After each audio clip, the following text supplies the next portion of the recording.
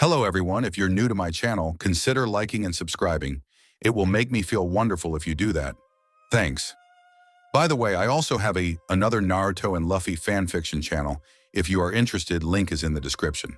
Never Again by Katakurii. Luffy loses his nakama and gets another chance. He gets sent back in time and gives his powers and knowledge to his younger self. Will he be able to save his nakama?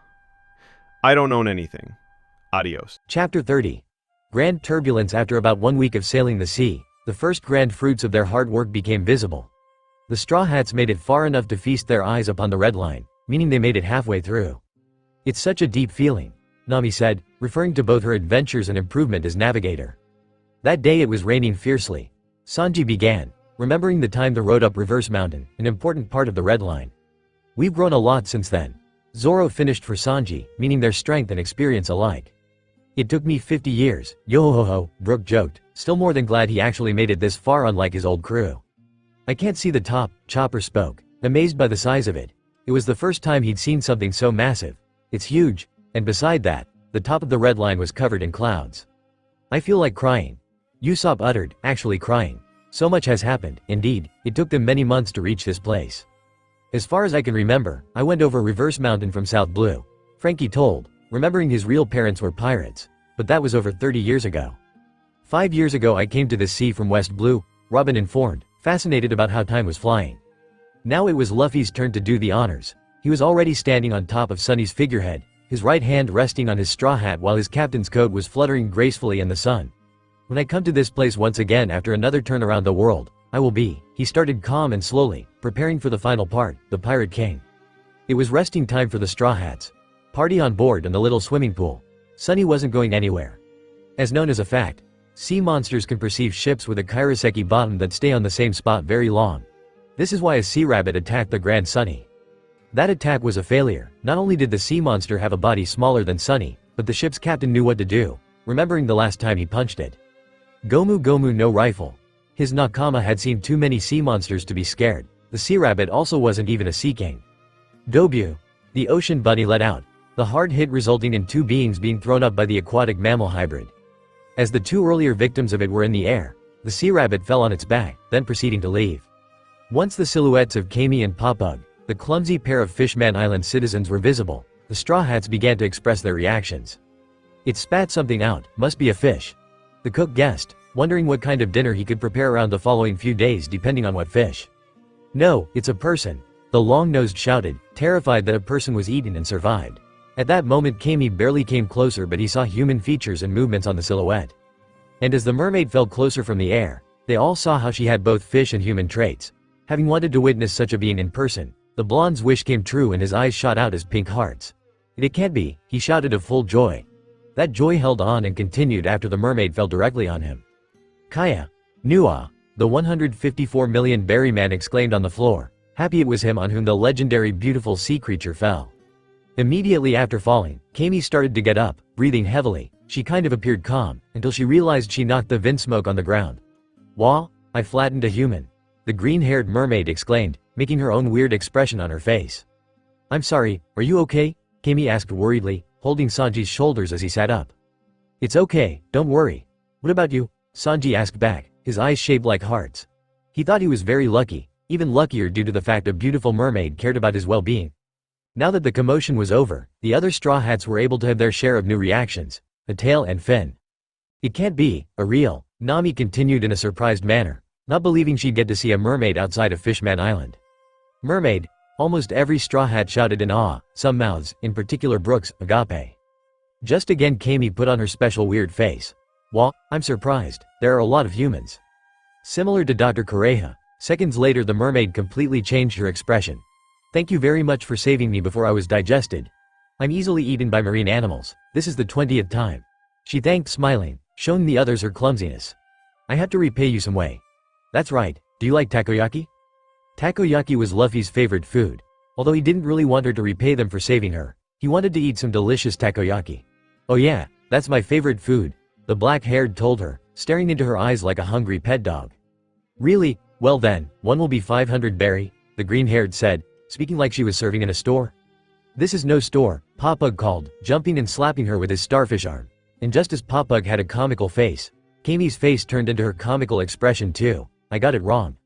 For a short time, the mermaid and every male on the ship had the same comical expression until everyone decided to properly introduce themselves about half a minute later. Mermaids, the blonde shouted out with a raving voice, spinning around as he praised Kami's arrival. Mermaids, the dream of all men. Mermaids, the jewels of the ocean. Finally, I have met with a real live mermaid, and you're so cute, Kami-chan. Brook was a pervert like Sanji, although to a lesser extent. He hadn't seen a live mermaid either prior to this encounter and still didn't act out like that. Instead he used polite ways of expressing that he found her beautiful. Excuse me, could you lend me money? Mermaids don't have panties, so the skeleton can't ask about panties. However, this variant of his usual question sounds like he actually wants to borrow money from people. And Kami was scared, not because she realized he was a perv, but because he was a living skeleton and she'd never seen anything comparable before. Not to forget, with her own comical face, skeleton. The cook promptly kicked the musician in the head. What the hell do you think you're doing, frightening her like that? Get out of here, he yelled, hoping he'd do the mermaid a favor. Due to his kick, Brook's head opened up. I can open my head up, too, isn't that great? In milliseconds the green-haired's mood completely changed. Nice, she cheered and clapped. The sniper thought it was a quick 180. Meanwhile, Popug the forgotten starfish leaned onto a wall, his back facing the Straw Hats. He was almost depressed by the lack of attention paid to him, despite being more unique than Kami. Hence the comical dark aura around his head. Kami, something's wrong, aren't you missing someone? Over there having fun, don't you think you're missing someone? Popug spoke, slowly gaining attention. Who could it be? Why, it's me. Oh, I'm sorry, I forgot. Come over here, the mermaid apologized, bearing a smiling expression. As the starfish approached the group, the green-haired began to introduce her friend. That's Popug, my pet starfish. He's also my master. Most Straw Hats were rightfully confused at this introduction. Three things didn't make sense to them. Can starfish talk? The marksman wondered, scratching his head. He'd never seen this kind of animal before, but he was sure they weren't supposed to talk. And your pet is your master? Isn't that weird? The navigator inquired, as by that logic Popug both was Kami's superior and subordinate. Understanding their confusion, the intelligent starfish proceeded to give explanations. Alright, that all sounds weird at first. Allow me to explain.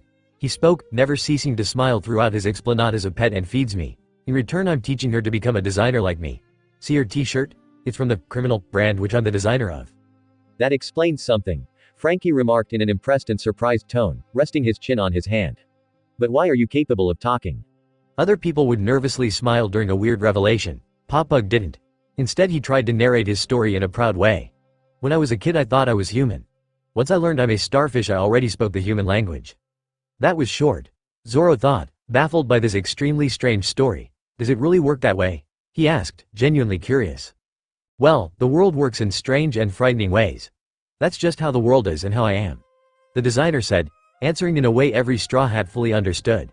In fact, such a response is way too obvious to explain, simply because that statement is obviously true. So now I can say it, I'm Popug the starfish and I thank you for saving us. I love all of you guys, he exclaimed, attempting to induce a festive feeling. He too wanted to taste Kami's food. Oddly enough, the green-haired mermaid had a den mushi with her, which she used to call a friend. For your takoyaki, let me call Haken. He'll help when we meet up with him. She informed the Straw Hats, not saying who he is. It was the nickname, the honorific that let even the original 5 Straw Hat pirates unaware Haken was Hachin, another nickname for Hachi. As soon as the transponder snail indicated the other side accepted the call, Kami started speaking to Hachi, or so she thought. Hello there Haken, Kami here, sorry I kind of got lost. Where are you right now? Oh, Kami it is. The person not Hachi replied, then sarcastically laughing. Mohahahaha, do you know to whom you're speaking? This ain't Hachi you know. And another time Kami's face went comically terrified. What? This isn't Hachi, and? She yelled out surprised and shocked, afraid the unknown person did something to her friend. This is Macro, of the famous idiotic Macro pirates. Macro yelled back, revealing his identity. Don't say, idiotic, yourself. One of Macro's crewmates also yelled. HMPF. What on earth are you doing with Hachin's den mushi? The mermaid called, regaining her composure and sounding way more serious. By the sounds of this dialogue, every Straw Hat could deduce there was something wrong. Why? Because we've defeated your precious Hachi, of course. Mohahahaha, Macro jokingly boasted, enjoying his laugh. Haken would never be defeated by the likes of you, the green-haired female shouted, getting annoyed with the antagonistic pirate fooling around. Well, usually we'd be no match for this guy, but this time we had the flying fish riders on our side. Mahamahahaha, the fishman pirate told, indirectly admitting his own weakness. In his location he decided to let the captured octopus fishman talk a little to her, holding the den den mushi near his face. NYU, Kami, so you're okay? He wheezed out, glad his friend was free and fine. Ah, Haken, were you really defeated? Kami asked concerned, hoping they didn't beat him up too hard. They kind of caught me off guard. Hachi explained, not trying to make excuses. Regardless, you mustn't come and find me, I'll take out these guys myself and come straight back, NYU, I'll be fine. Macro had to sound menacing, now that Hachin successfully sounded convincing. Mohahahaha. The fishman laughed scoffingly, about to threaten the mermaid in a ruthless, shameless way. You know what, Kami? We're gonna sell this guy off pretty soon. Octopus fishmen are rare and will fetch quite the price. You wanna save him? Come and try. We're at Sabadi Archipelago, 5 kilometers east of Grove 44, at the base of the Flying Fish Riders kidnapping gang. Basing off his membership of the Sun Pirates on Fisher Tiger's ship, Macro and his crew were among the lowest a fishman could get. Not the lowest though. NYU, you mustn't, Kami, don't even think of coming. The octopus fishman warned in an anxious tone, scared to death about her possible capture and proceeding selling. A smacking sound came out of the den den mushi on the green-haired side. The sound of Hachi getting abused. Shut up, you octopus freak. New, he exclaimed in pain. See ya, Macro said for the last time, then hanging up, clank. Haken, Kami breathed out, sweating and feeling bad. Her pulse was all over the place, she did want to save him but was scared at the same time. Those were bad people she'd be dealing with. Simultaneously, Nami's thoughts were completely different. That Haken guy on the den den mushi right now, he does awfully sound familiar. The navigator murmured silently in deep thoughts, reminded of a henchman of the person who did the most damage to her. Maybe it's just me, it couldn't be. I'm sorry Luffy-chin, but the takoyaki has to wait, Kami declared determinedly, a determined look on her face. I have to go rescue a friend of mine right now. It was obvious the mermaid had no combat experience, though that didn't make her determination unimpressive. Instead Luffy offered what a good friend would offer, help, easy there, we would like to help you out. Would you really help me save Haken? The mermaid asked, very thankful about the help. With the Straw Hat Pirates Hachi would be saved a lot easier. Of course, and in return you can tell us how to get to Fishman Island. The ginger proposed, which the green-haired accepted immediately. Who's this Haken guy anyway? Zoro questioned, wanting to learn more about the guy he was supposed to save. He's running the takoyaki shop I work at, together we make the tastiest takoyaki in the world. She informed, the swordsman being content with that answer. Together with other males on the ship he held his fist up in the air. We're gonna rescue the takoyaki. The black-haired announced loudly, playing along with his nakama. Yeah, was their responsive answer to that. Coincidentally, Popug and Kami had a map with them, a map of Sabadi Archipelago. Grove 44 is at the very eastern edge of the archipelago. The starfish informed, handing his map to the orange-haired.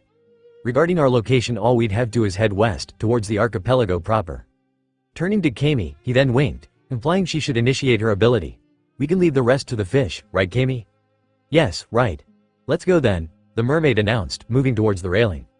Heey, the green-haired then called out to the fish, communicating both acoustically and telepathically. Immediately a school of fish showed up on the surface, responding to her call. We'd like you to give us directions. While the mermaid was having a talk with the fish, the Straw Hats were quite impressed. Whoa, a lot of fish appeared. Usopp observed, thinking this was very useful.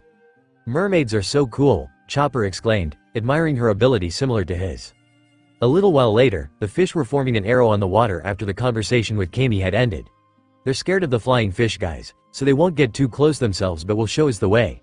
The green-haired told, understanding the feelings of her fellow sea inhabitants. I didn't know mermaids could talk to fish. You're amazing, Nami praised, knowing that fish can be very important and influential in navigation. Yes, you were amazing. Bravo, mermaid, Sanji raved, dancing like an eel with hearts in his eyes. That was his compliment and thanks to her, for being a mermaid and for helping them get to the rescue site. Knowing what to do, the long-nosed took over the helm and turned the sunny so that it was facing the back of the arrow. Pretty much everyone said it, but I still want to say it. You're amazing. The 17-year-old spoke to Kami, making her blush for a second. For a second, because she had worrying thoughts. I'm really worried, Hachin's voice sounded weak. Depressed, sitting down on a bench and bowing her head. They must have done terrible things to him. In order to stop the green-haired from being more distraught, the starfish sought dialogue to inform the Straw Hats about the Flying Fish Riders. You offered help real quick, but are you strong? Popug asked Luffy, intending to make sure Kami and him really were allied with strong people. Yes, we are. The Straw Hat bluntly replied, knowing the designer wanted to tell more. You should be, the Flying Fish Riders are no joke. They're said to be the most dangerous kidnapping gang around here. People say that if you're targeted by them you're done. They're allied with the macro pirates now, and the only reason Hachi is their prisoner right now is because of the flying fish riders. Under ordinary circumstances Hachi would easily beat them. The starfish explained, frightened of the power of that kidnapping gang. Their boss is Duval, who hides behind an iron mask. No one knows his true face. I'm only hearing the name Hachi and that he's an octopus fishman. Zoro brought up, a former opponent of his in mind. Reminds me so much of an idiot we once ran into. If it's him I wouldn't want to save him, the blonde remarked, indifferent about Nami's former tormentor's henchman. Not that it really could be him, though. Frankie, who also was head of a gang, although not as criminal as the flying fish riders, wanted to know more about them and their leader. Maybe he wasn't that bad of a guy, he thought. Oi Popug, can you tell me more about them? The cyborg asked, Popug turning around to answer his question. They started to become one of the most active kidnapping gangs around here some time ago. It's because, from what I've heard, Duval is looking for someone. He's been searching every ship that passes through these waters. He probably bears a huge grudge against a pirate. The designer told, implying it was everything he knew and the flying fish riders were a mysterious gang. Nonetheless, the cola drinking shipwright was content with this answer. Thanks a lot. Suddenly Kami's aquatic friends rapidly turned around to flee, disrupting their arrow-shaped swimming formation. While leaving, they didn't forget contacting the mermaid telepathically in order to inform their reasoning for flight. Huh? Even without telepathy, the Straw Hats weren't slow to notice this. What's wrong, Kami? The fish are saying, sorry, but this is as far as we go, the green-haired informed, fully knowing the fish weren't escaping for no reason. Uig, it's them. They're here, the starfish exclaimed with a surprised and unprepared expression, referring to the flying fish riders.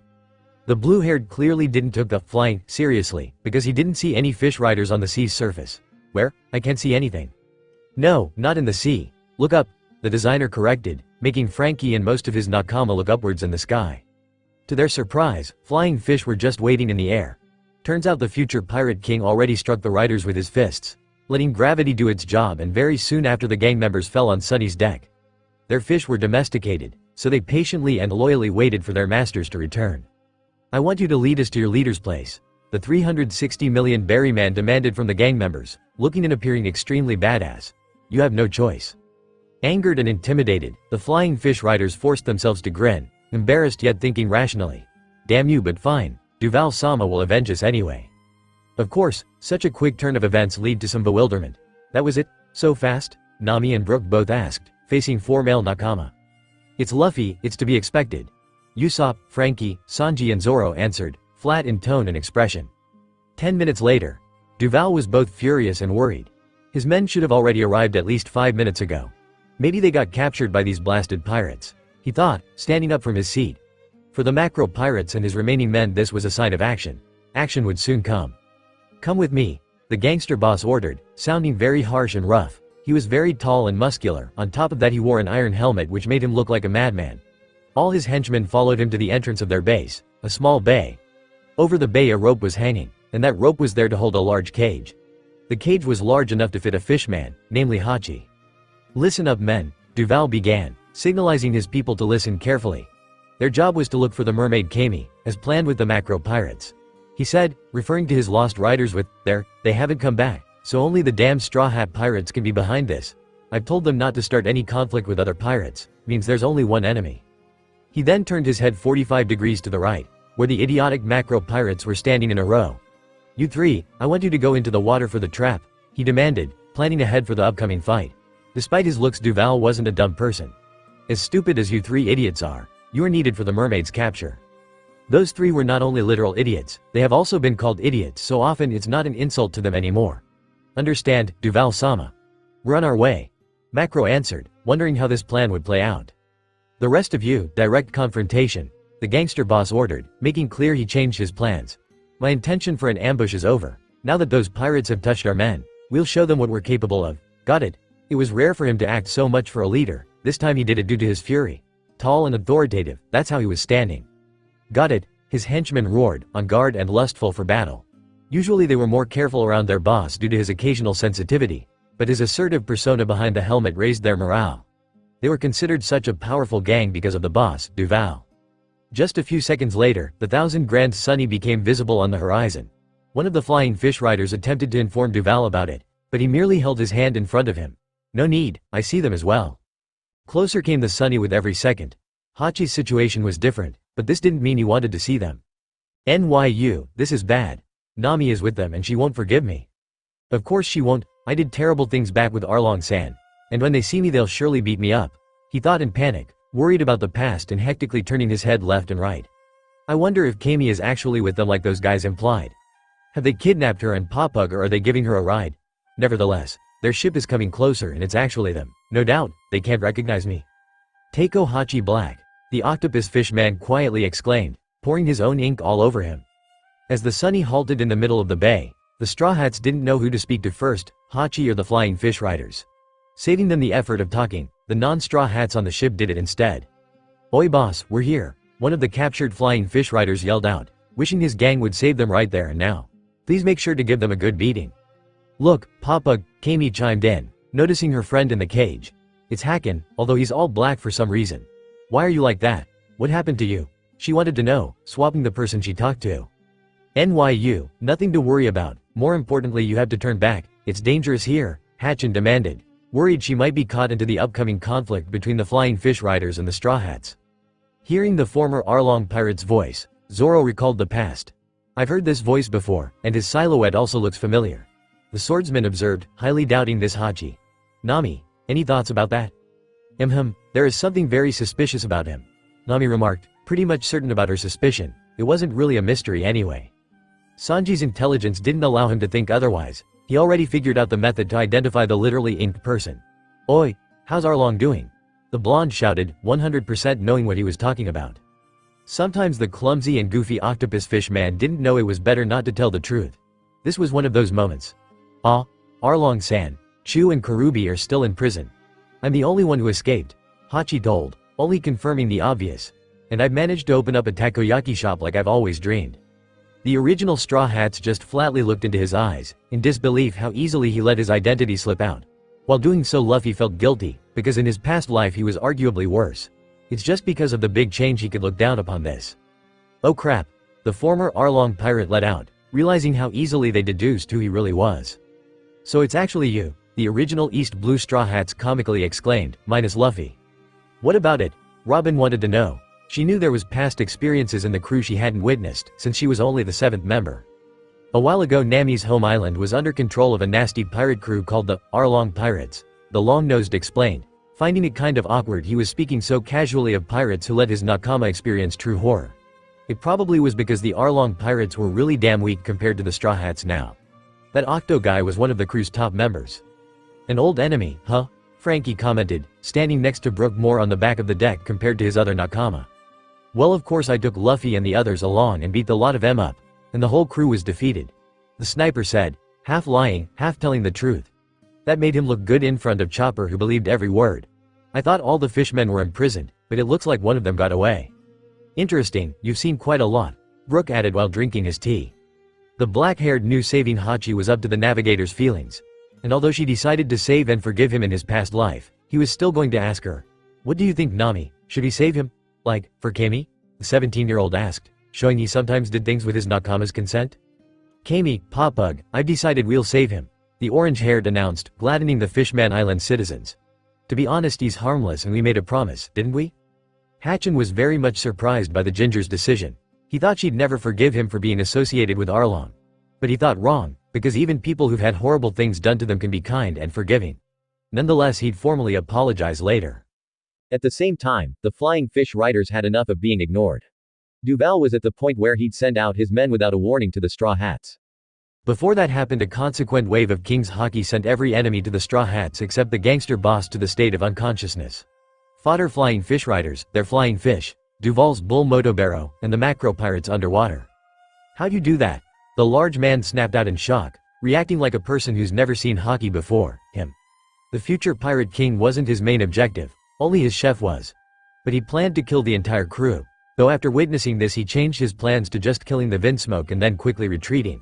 Because if he was knocked out after killing his target the gangster boss would have a real reason to fear for his life. Doesn't matter. Let's just get over our problems as fast as possible, the 360 million berry man replied, forcing Duval to get serious. But with words instead of weapons since he couldn't use his gang or bull as a strategic device against Sanji. Sanji of the Straw Hat Pirates, I want your death, Duval exclaimed, moving his hand towards his head. In a matter of seconds his mask was taken off, revealing his face. It was a very controversial face, truly controversial. One of the main reasons behind his suffering. "Ah!" the sharpshooter screamed out, eyes bulging out half as much as his nose, as the doctor went, with his jaw dropping. Reactions of immense surprise. "That guy," the green-haired let out with his teeth clenched. "No way!" the navigator followed, covering her mouth with her left hand. Reactions of disbelief. "Ma!" the archaeologist giggled, due to this occurrence being as if taken out of a children's book. "Oh my!" the musician uttered out, calm and controlled. Reactions of humor. "Ooh! I'm moved!" the cyborg cried, wiping tears with his index finger. Reaction of oddity. And Sanji's, the situation's most important character's reaction? A reaction of cold shock, no words. Very nightmarish for him. "I've waited for this day, the day to send you to hell," the gangster boss roared, hatred as much as a component of his voice as sadness and grief. Because the wanted poster of the wanted is different from the wanted's real face, bounty hunters and marines would pass by the real one if they saw him. However, they would find the fake one, and they'd say, "Found you, flame-leg Sanji." This story was just from one perspective. Sanji had enough of this perspective and leapt onto the base ground from the sunny in one massive jump. And then I would say I'm not him. I don't know him, I'm not even a pirate, he screamed, nearly shrieking in grief. Tears ran from his eyes which told of things he forcibly had to experience against his will. "Do you understand it?" the Sanji lookalike called in a tone of contempt.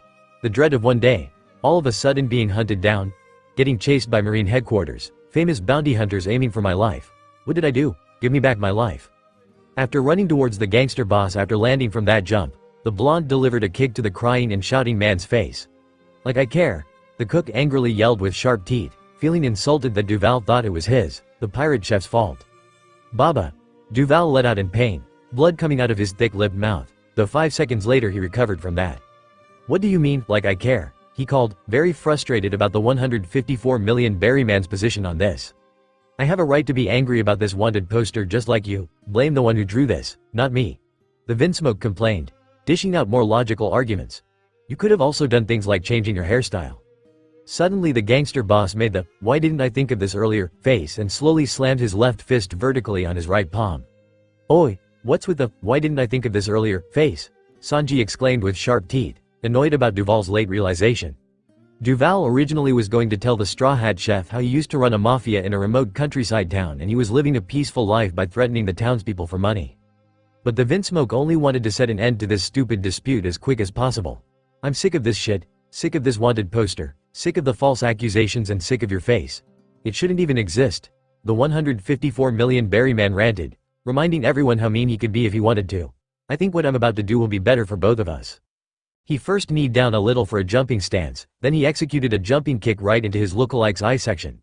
"Oi, that wasn't just it." The gangster boss was kicked into various parts of his face by bone-breaking feet, screaming in pain during the process and begging him to stop. "Nez, Joe, Bouch, Dents, Benton."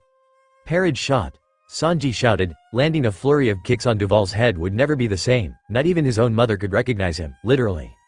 As soon as the brutal barrage ended, the gangster boss began touching his face. "I need a mirror. A mirror," he screamed loudly, panic flowing through his body. He was in fear his face turned out way worse than before. It was a negative kind of adrenaline rush. Duval ran to his room faster than he ran away from the bounty hunters and marines. Seeing his face's condition was top priority for him at that time. He'd get that mirror even if it was the last thing he'd do. 10 seconds later, after taking his hand mirror out of his drawer, Duval looked at his reflection. From this moment on, the man's personality, life goal and opinions on people change. The change is lasting until his death. Tears of joy filled his face. He was born ugly according to his mother, but that was the past, and against his expectations his outer appearance changed in everyone's favor. "I'm HANDSOME," the now former gangster boss shouted at the top of his lungs, vowing to live his life differently. His flying fish gang wouldn't be a kidnapping gang anymore, and more than that, not enemies of the Straw Hat Pirates anymore. Duval ran out of his room to see the Straw Hats. "Straw Hats, don't go before saying goodbye," he called out. There were a few other things Duval wanted to do. "First of all, I want to thank you, flame-legged young master. You've made me so handsome, I wouldn't be able to forgive myself if I didn't. Now the ladies won't be able to leave me alone." To show off his new handsomeness he tried to wink. Though it looked awkward, because Duval never had the need to wink before. "If you're not used to winking, please don't even bother," all Straw Hats thought, sweat dropping. "Anyways, I'll give you my Den Mushi number so you can call us, the Rosy Life Riders, if you ever need help. We're friends now, right? Wish we could have met under more pleasant circumstances, and he winked again. If there are no hard feelings anymore, it's enough for me. Sanji spoke with an annoyed undertone, wanting to leave and not be annoyed about the now vain Duval anymore. Frankie already turned the Grand Sunny around. Bye, Straw Hats, I'll be ready to assist you once my crew wakes up, Duval exclaimed, waving as the large vessel left his base. He was much better at waving than winking. Meanwhile, Hachi, largely ignored since being saved, was about to prepare takoyaki with Kami. Same as her, he also felt the need to repay the Straw Hat Pirates with delicious takoyaki. The Straw Hats themselves hadn't eaten in a while, plus takoyaki was considered delicious by every Straw Hat. Patiently waiting was what they were doing until the meal was ready. Itadakimasu, everyone said, biting into the freshly made takoyaki. Hachin was the exception, as even with his 6 arms he had to work like crazy to make takoyaki as fast as his saviors consumed them. Though the only reason for that was a certain glutton, a rubber man. So tasty, he praised. Besides takoyaki being one of his favorite kinds of meat dish, the sauce was outstanding, even Sanji acknowledged it. It's an ancient recipe handed down from a legendary takoyaki stand from long ago, Hachi told, proud and happy the Straw Hats liked his cooking. One time where he wasn't preparing any more takoyaki, he silently stood by the navigator, only daring to speak quietly and distanced. Did you like it too, my takoyaki, Nami? She picked up another one. I hope you don't think this means I've forgiven you, the orange-haired reminded, putting the octopus fish man in a state of alert. But it's really great, her expression changed notably. So did his. He was very thankful the ginger wasn't biased against his cooking. Keep eating until your faces are stuffed, Hachin called, especially addressing the males. His morale was put on a higher scale thanks to Nami. Preparing takoyaki would only cost him half as much exhaustion after that. 25 minutes later, Luffy turned into a balloon. A balloon with a captain's coat. Good stuff. He let out, happy about all the takoyakis he'd eaten. Guess I can't eat more. Same. Can't eat another bite. Chopper mumbled in an exhausted tone, lying on the ground. His belly got bigger and his face was literally stuffed. It was a truly beautiful afternoon. My first takoyaki, and I'm simply filled with satisfaction, Brook said, shortly before his bad manners. At times he was a gentleman, at other times pretty gross. The skeleton farted and burped at the same time. You dirty beast. The navigator yelled at the musician, disturbed by the disgusting vibes and smell. Don't do that. Kami cleaned the takoyaki grill while Hachi lay down exhausted. That was understandable, but for some reason Popug was lying beside him and he hadn't cooked a single one. A little later the Straw Hat navigator wanted to know from Kami how exactly Fishman Island and the New World were connected. That's easy. From here you head to the Sabaody archipelago where you get your ship coated. In the red line there's a little hole 10,000 meters below the sea level, but to us Fishman Islanders it's a really big hole since that's where Fishman Island is. Anyways, because ships and humans can't normally handle that water pressure you have to get it coated, that's what they do in Sabaody as I said earlier. The mermaid nicely replied to the orange-haired. Popug frowned and pouted. His student took away most of the opportunities to talk about. Kami. Now I have to talk about the uncool route. The starfish complained at first, then changing his voice into a normal tone for formal explanations. There's another way over the red line, but that's where Mary Joise is situated, and pirates like you would never ever get the permission to use this route. I don't care about this stupid route, the black-haired remarked in a disdainful manner. Even without his hate for the Gorosei, Tenryubito and world government, Fishman Island was more interesting in his opinion. Holding his chin, the cyborg slightly twisted his head. No idea what coding means, but from what you said it must be a way for letting a ship dive. The blue-haired was correct, and the place where ships are bubble-coated was right there, considering Duval's former base was only 5 kilometers away from Sabaody. Soap bubbles were soaring in the air, and those were plenty, really plenty. How lovely, Nami spoke, excited about the new island. Similar how she loved geography, she also loved nature. A true wonder. Robin agreed, looking at the bubbles with interest. Her love for nature was the same as Nami's. Excuse me, what the heck? Usopp uttered, also loving nature. Though, nature could freak him out or simply surprise him a lot sometimes.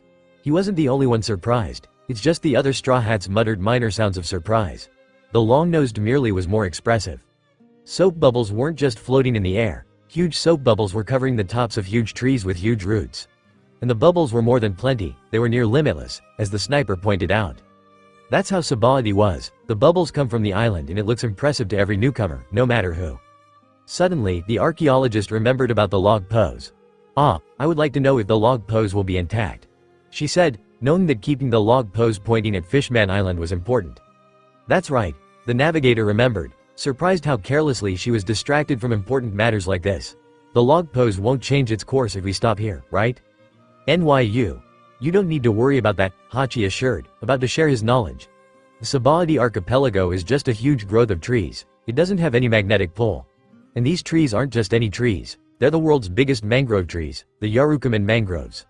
Unlike other mangroves, their roots will never sink under the water. Well, that's interesting. Pressed the archipelago wasn't a cluster of islands but trees. Can you tell us more? There are 79 trees in all. On each one people have built towns or other constructions. And it's those 79 feet islands, which are known as the Sabaody archipelago. Hatchin continued, receiving everyone's attention and interest in his words. And it's where people go if they want to head to the new world. The closest mangrove, Grove 44, is the civilian entrance. Let's take the ship a little bit further in. Not even a minute later, Popug made a suggestion on where to dock the ship. Let's drop anchor at Grove 41. All mangroves are linked together by bridges. As long as you don't forget the number, you won't get lost. Optimistic assumption. The marksman thought. I know a person who'd still get lost. Yeah, the doctor agreed, looking at the same direction the sharpshooter did, at the swordsman. Stop looking at me like that, the green-haired yelled, annoyed about their attempt to embarrass him in the eyes of the Fishman Island citizens. Shortly afterwards, after stepping foot on Grove 41, a soap bubble directly popped out of the ground beside the pirates. This raised the O'Haren's interest. How does that work? She curiously asked the starfish, fully aware the flora here was different to most of paradise. The roots of the Yarukuman mangrove secrete a special, unique kind of resin. When the roots breathe out, like tree roots do, the resin gets blown out into bubbles which float off into the sky. Popug explained, telling about the wonders and mechanics of nature. Thank you, Popug-san. Sabaody sure is special. The 289 million berry woman spoke, enjoying the new island so far. Hachi had the plan to immediately head to the coding expert he'd known for years, but as of right then the 17-year-old had a different notion in mind. Excuse me, Kami and guys, but me and my brother had agreed to meet here 1 week ago. Can we please head to him before we see the coding master? The Straw Hat politely asked, using his observation haki to pinpoint the exact location of Sabo. Currently he was standing at the entrance of Sabaody Park, waiting and tracking his brother with Haki himself. The octopus fishman frowned, using one of his many hands. NYU. Ray-san has enough time, it shouldn't be an issue for him. He answered, having enough time himself to freely use. I'd love to meet your brother, Luffy-chin. He's probably a nice guy like you, so I'd be totally fine. Kami also replied, showing her willingness to change plans. Yosh, I know where he is. Come along everyone, the future Pirate King called, smiling excitedly. He was full of anticipation, seeing his other brother after 3 years. His nakama and friends followed his direction, wondering what kind of person Sabo was. Some had already seen Ace, but besides appearance they desired to learn about his personality. Black Rod, sure was a nice person, and he'd soon meet his brother's best friends. 16 minutes later, Sabaody Park was located on 3 mangroves, Grove 32, 33 and 34. The entrance was situated on Grove 32, where Sabo was waiting. Turning his head to the left from right, he saw the crew of his brother approaching, the captain included. Oi Luffy, come here, the blonde called out, waving at the 360 million berry man with a smiling expression. I missed you. The 450 million berry man wore the same attire as in canon, except his open coat revealing his shirtless torso. Above his abs there was a blue mark of the Whitebeard pirates tattooed on his chest, same as Marco. Sabo, the rubber man returned, giving his bro a hug. How are you doing? I'm all fine, I care more about how you're doing, the Yonko commander told, finishing the hug. I'm fine too. Wanna meet my crew? Luffy asked, behaving a little more like his old self. Sabaody was a mostly nice place and his brother would invite his friends to a few hours at Sabaody Park. Sabo greeted each of Luffy's friends in a friendly manner, making them like him as well. Welcome to Sabaody, I've been here before and know what's good around here. The best way of introducing the wonderful archipelago to first-time visitors is letting them spend good time in Sabaody Park. The blonde spoke, gaining everyone's goodwill. His charisma did wonders and he fulfilled long-time dreams of Fishman Island citizens. Woohoo, Kami cheered, overcome with happiness. I can't believe this isn't a dream. As everybody else also cheered, Hachi and Popug simply couldn't forbid her from entering her dream destination.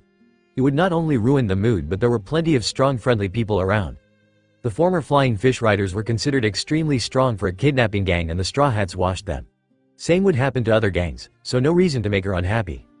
Ah, were some of the Straw Hat screams, explained by a roller coaster descending from its highest point at high speed. Yahooey! Were other Straw Hat and Whitebeard pirate screams, explained by the same theme park attraction's velocity. Just different hormones beside adrenaline doing different work. Nonetheless, it certainly was exciting. The different attractions caused excitement, fear and nausea. Slow or fast, high or low, every newcomer admitted the rides were worth it. Then it was the Ferris wheel's turn. The view was spectacular. The bubble cabin went up super high. Aside from that, the mermaid's childhood dream had been fulfilled. She'd remember it for the rest of her life. Not to forget, it was nostalgia time for Hatchin and Popug. After many more activities, time was reached for leaving the amusement park. "Sugoi, Luffy. Your brother certainly knows how to have fun," the sniper praised, despite having screamed the loudest during the roller coaster ride. "Foo, I sure liked it here. One of the times in my life I've had the most fun in," Robin said, innerly mourning the fact she never got to have as much fun as this in her 28 years so often. "Yeah, yo, what a super day," Frankie exclaimed in joy, striking his pose. Others like Brooke and Chopper had pretty much the same thing to say. "It was nice and all, but I couldn't go shopping." Nami sighed with a complaining undertone, her gaze facing a bit downwards. "Now we can go to the coding master," the black-haired brought up, addressing the octopus fishman. Said fishman nodded, leading the way. With that, they went off to visit yet another far mangrove. Shaki's rip-off bar came across as a vulgar tavern. The owner of the bar was a woman, which is why vulgar thugs thought they'd be able to bilk and get away with it. Too bad for them they didn't know she was affiliated with the Rocks Pirates until 40 years ago. Because of their detour, the Straw Hats and friends weren't able to witness the epic beatdown Shikayaku casually delivered to some thugs. Outside, Popug questioned whether going in was a good idea. He'd never been there before. "Hachi, it says right on the sign they're gonna rip us off," he murmured, sweat dropping and doubting the owner's hospitality. "It looks pretty awful to me." "It's fine, they're good people," Hatchin assured, about to open the door. He knew Shaki, and the Straw Hats silently agreed with him. They knew better than to judge a book by its cover. As everyone entered the place, they met the woman, cleaning drinking glasses with a towel. "Welcome," she greeted with a neutral voice, then changing her expression after seeing who her guests were. "Oh my, Hatchin." "NYU, it's been too long, Shaki," he greeted her, being nothing but friendly. "How long has it been?" 10 years. In contrast to him, Shikayaku was all joyful and delighted. She was also intelligent beside hospitable, so she diverted her attention to her other guests too. "Take a seat everyone, I'll be there and do as much as I can for you." 13 minutes later, after finishing her cheerful talk with Hachi, Shaki walked over to the 17-year-old and 20-year-old. They were the big names in the tapelago, beside Rayleigh of course. The former pirate was interested in young spirits like these. "Monkey-chan and Sabo-chan, you two are interesting fellows," she began, intending to begin a long conversation. "First off, how is it in the new world, Sabo-chan? Any clashes with other Yonko?" Aside from the Ace and Blackbeard issue, there wasn't anything wrong regarding the Whitebeard pirates. Sure, the old man was sick, but that was expected. Noticing that Shikayaku was a nice and trustable person, the blonde decided to be honest. "The new world is alright, thank you. Beautiful as ever. If only there wasn't this one traitor creating problems for us." He half ranted, trying to be as friendly as possible and signalizing the topic was sensible at the same time. My, Shaki commented, understanding the message. After that it was time to speak to the Straw Hat. "Anyways, I've taken a liking in you, Monkey-chan. You're one of 12 notorious troublemakers called the 12 Supernovas arriving at Sabaody. In your crew there are 2 besides you. Pirates with a bounty over 100 million berry," she informed, just about to tell him he was her favorite. "That's what my sources told me, and I'm rooting for you. Unlike the others, all formidable pirates who've chosen one of the 7 possible paths after descending Reverse Mountain, you and your crew don't cause much civilian harm. More like none, and that's cute." "So many pirates with a high bounty like Luffy and Zoro? Are they a danger?" Chopper questioned, learning about different pirates and the Grand Line's geography. "To you guys not, Monkey-chan and Rorinoa-chan are numbers 1 and 2 respectively among the supernovas," the bar owner replied. "All the supernova names are all over the newspapers. Information is a powerful weapon. You should at least know the names of your rivals." "We think alike," Robin remarked, understanding the importance of information. That's why among her nakama she was seen as the Straw Hat tasked with information. "Great minds think alike, Nico-chan. And if you're wondering why you aren't a part of the supernovas, the world government doesn't consider you to be new to paradise," Shikayaku explained, clearing up the question inside the minds of more think-active Straw Hats. "By the way, Shaki," the octopus fishman brought up, advancing the topic in direction of the reason they came here, a flat. "No need, Hatchin. I already know what you want to say. You came here for Monkey-chan and his crew to get their ship coded, right?" Shikayaku intercepted in a calm tone, proving once again how intelligent she was. "NYU, that's about it. Well, here's not here right now," Shaki stated, her facial expression and gesturing telling there was nothing she herself could do to help them find him. "But if you want to find him yourself, there's no way he would have left the archipelago." He's probably in the various gambling houses around here, meeting women and shacking up. I have the feeling we'll have to find him ourselves rather than wait here, Zoro muttered, wondering slightly, very deep in his mind whether the coding master got lost. That's correct. As a former pirate himself, leaving for a long period of time shouldn't be unexpected, she said, recalling the last time she saw him, 6 months ago. I'll find him and get him here, Luffy declared, having decided to not waste time. With my ability I should be able to locate him without any difficulties. Shikayaku seemed to be surprised a lot at that. Huh, a rookie like you, proficient at using haki? Shaki's expression changed to a mix of astonishment and admiration. Oh my, I think my prediction that you'd turn out to be a big name in the new world was correct. Sabo still had to patiently wait for the time to ask questions. After hearing his little brother's confession to his crew, it wasn't unexpected for him, but the untold details couldn't suppress his curiosity. Should we come with you, Luffy bro? The cyborg asked, worrying about Rayleigh. The blue-haired worried about him because there were powerful pirates around. Though worrying about Rayleigh was unnecessary, the shipwright didn't know about the old man's past. I'm good.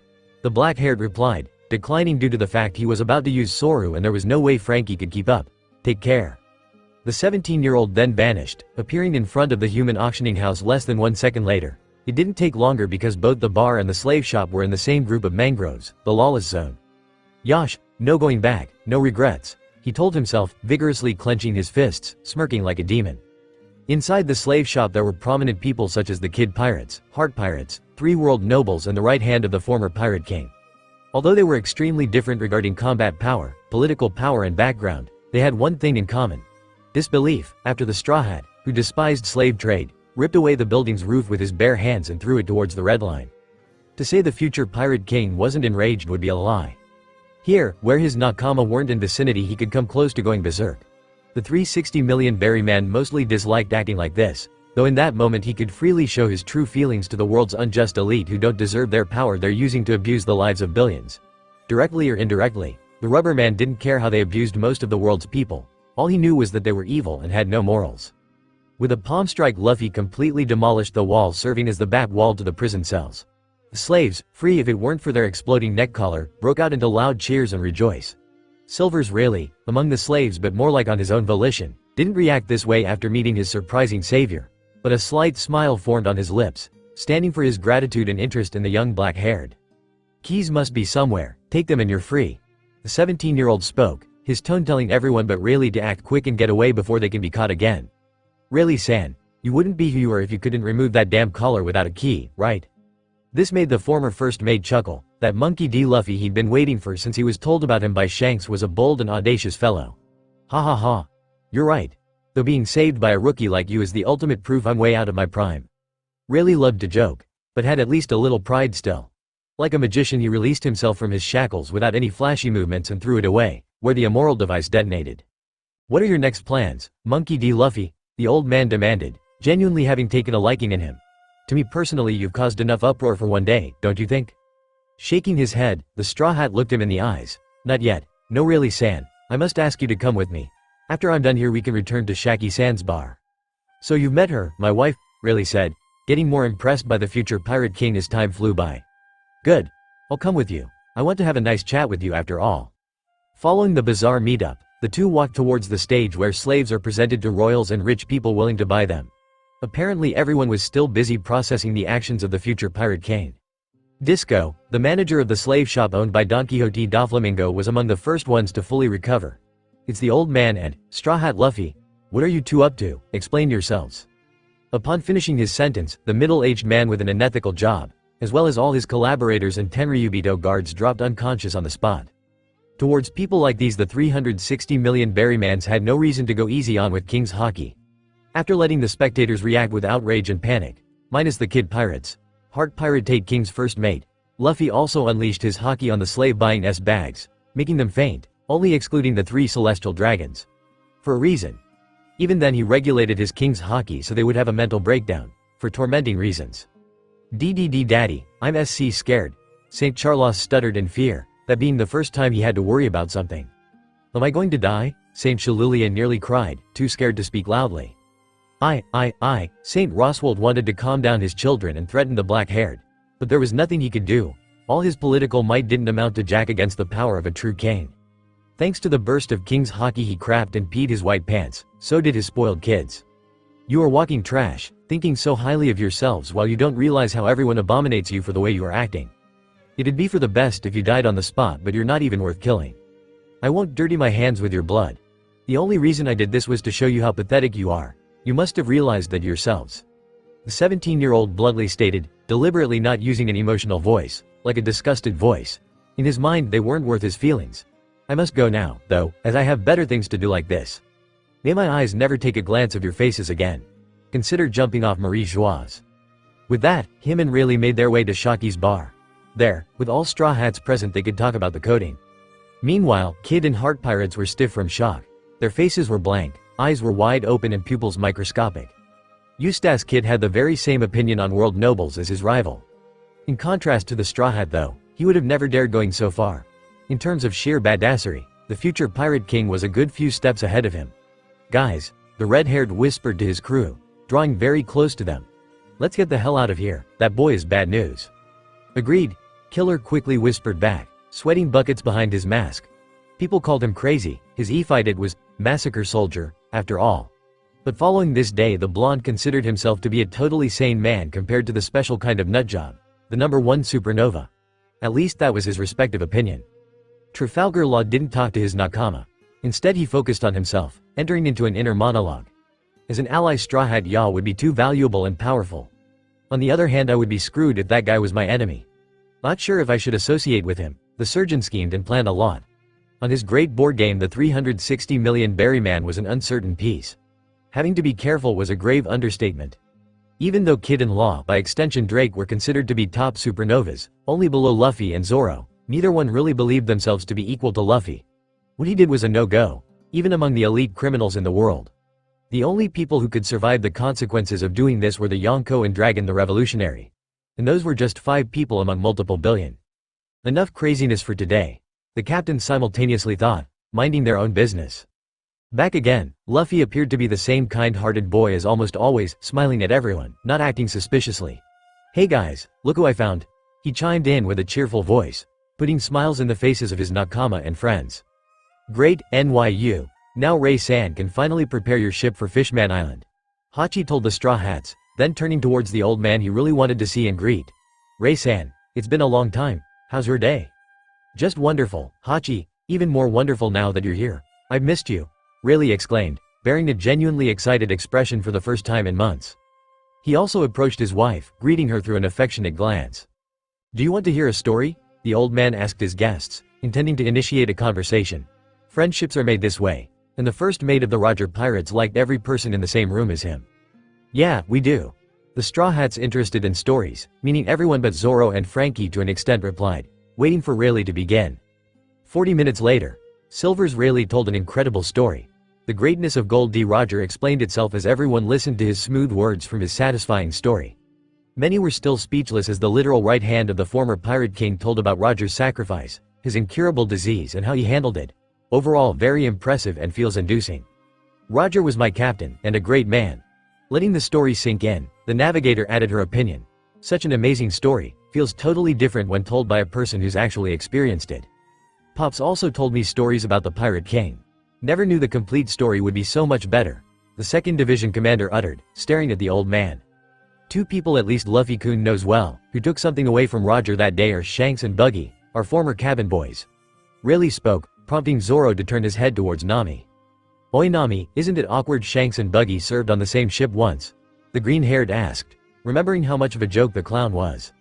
I don't get how they turned out to be so different today, the orange-haired answered. The old man directed his attention towards Luffy again. Luffy-kun, when Shanks visited me after years, he missed his favorite Straw Hat. When I asked him about it, he told me about a kid in East Blue who said the same words as Roger. He told, having noticed the obvious similarities between his captain and the boy since they first met. Do you understand now why Shanks and I hold you in such high regard? She, nice and all, but I don't want to copy Roger in anything except his title. I want to do my own thing, the Straw Hat announced, smiling widely. This caused Rayleigh to smirk. You said something Roger would say, so tell me, what will you do to conquer the seas and become Pirate King? I don't want to conquer anything, the future Pirate King affirmed, knowing he said this before but saying it again because it was the truth. I only think that the freest man in all seas is the Pirate King. I want to be the freest man in the world. Hoo-hoo, Roger again. The former first mate teased, nearly giggling alongside his wife. But you came up with this view of life yourself, so that's the first step. His demeanor changed from playful to a little bit more serious. I'll do the coding for you guys for free, no worries about things like pricing. Free? The ginger exclaimed, the feeling of happiness overflowing. God, you're such a nice man. Thank you. Robin, thinking to have found the perfect time to ask, finally decided to quit her silence. Rayleigh-san, what is the wool of D? The Oharan inquired, making Rayleigh communicate with her on the same wavelength. He himself realized immediately that the topic meant a lot to her.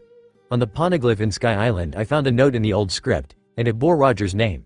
How was he able to use the writing? Is it possible that you people know just what happened in the world during the Void Century, 900 years ago? Sure I know, the old man answered hesitantly, looking downwards. Truth is, we found out the entire history. What the archaeologist thought was confirmed by the first mate of the former pirate king. Her heartbeat accelerated. She was close to learning about a mystery following her for decades. But my girl, don't get all heated up. You should all keep on going in this ship, one step at a time. He suggested, calming her down. Maybe we, as well the people of Ohara, may have all been too hasty. Even if I were to tell you all about the history right here and now, as of right now you wouldn't be able to do a thing. No, you take whole world and who knows, you may even reach to a different conclusion to the one we arrived at. Rayleigh's lecture knocked a little sense into the 289 million berry woman, reminding her not to rush matters. If, however, you still wish to hear it regardless, then I will tell you everything. It takes a smart person to process wise words quickly. After not even 2 seconds, Robin looked down and made up her mind. You need not speak of it, I will continue my journey. One day you will see the truth. It was a shame what happened to your home island Ohara, but don't think Roger was able to decipher the poneglyphs. He was not an intellectual like you scholars. He only had the power to hear the voice of all things. That's all there is to it. The old man clarified, setting an end to this topic. Last time, Usopp wanted to ask Rayleigh about the One Piece. The rubber man yelled and berated him for that, but after learning the secret Luffy hid from him, the long-nosed knew better. There was no point in asking, he'd see it with his own eyes anyway one day. Old man, have you seen the One Piece? Well yes, I have. The first mate of the Roger pirates said, wishing the sniper wouldn't ask about the treasure right there. Good. Let me tell you that we'll be the second ones to see it. I'm not going to ask you about it or anything. The sharpshooter spoke, scratching the back of his head. The final part seemed awkward to him. Luffy remembered he only got to be in front of Raftel, not on Raftel. While he was happy about the markman's character progression, he also was glad to have remembered that in time. Ahem. The old man began, changing the topic again. The coding will take some time.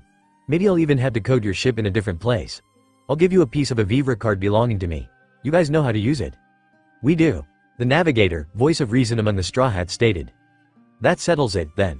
I need no less than 3 days for the coding. Meet me in 3 days. Rayleigh spoke, turning away to get his coding tools after distributing Vivre card pieces to the Straw Hats and Sabo.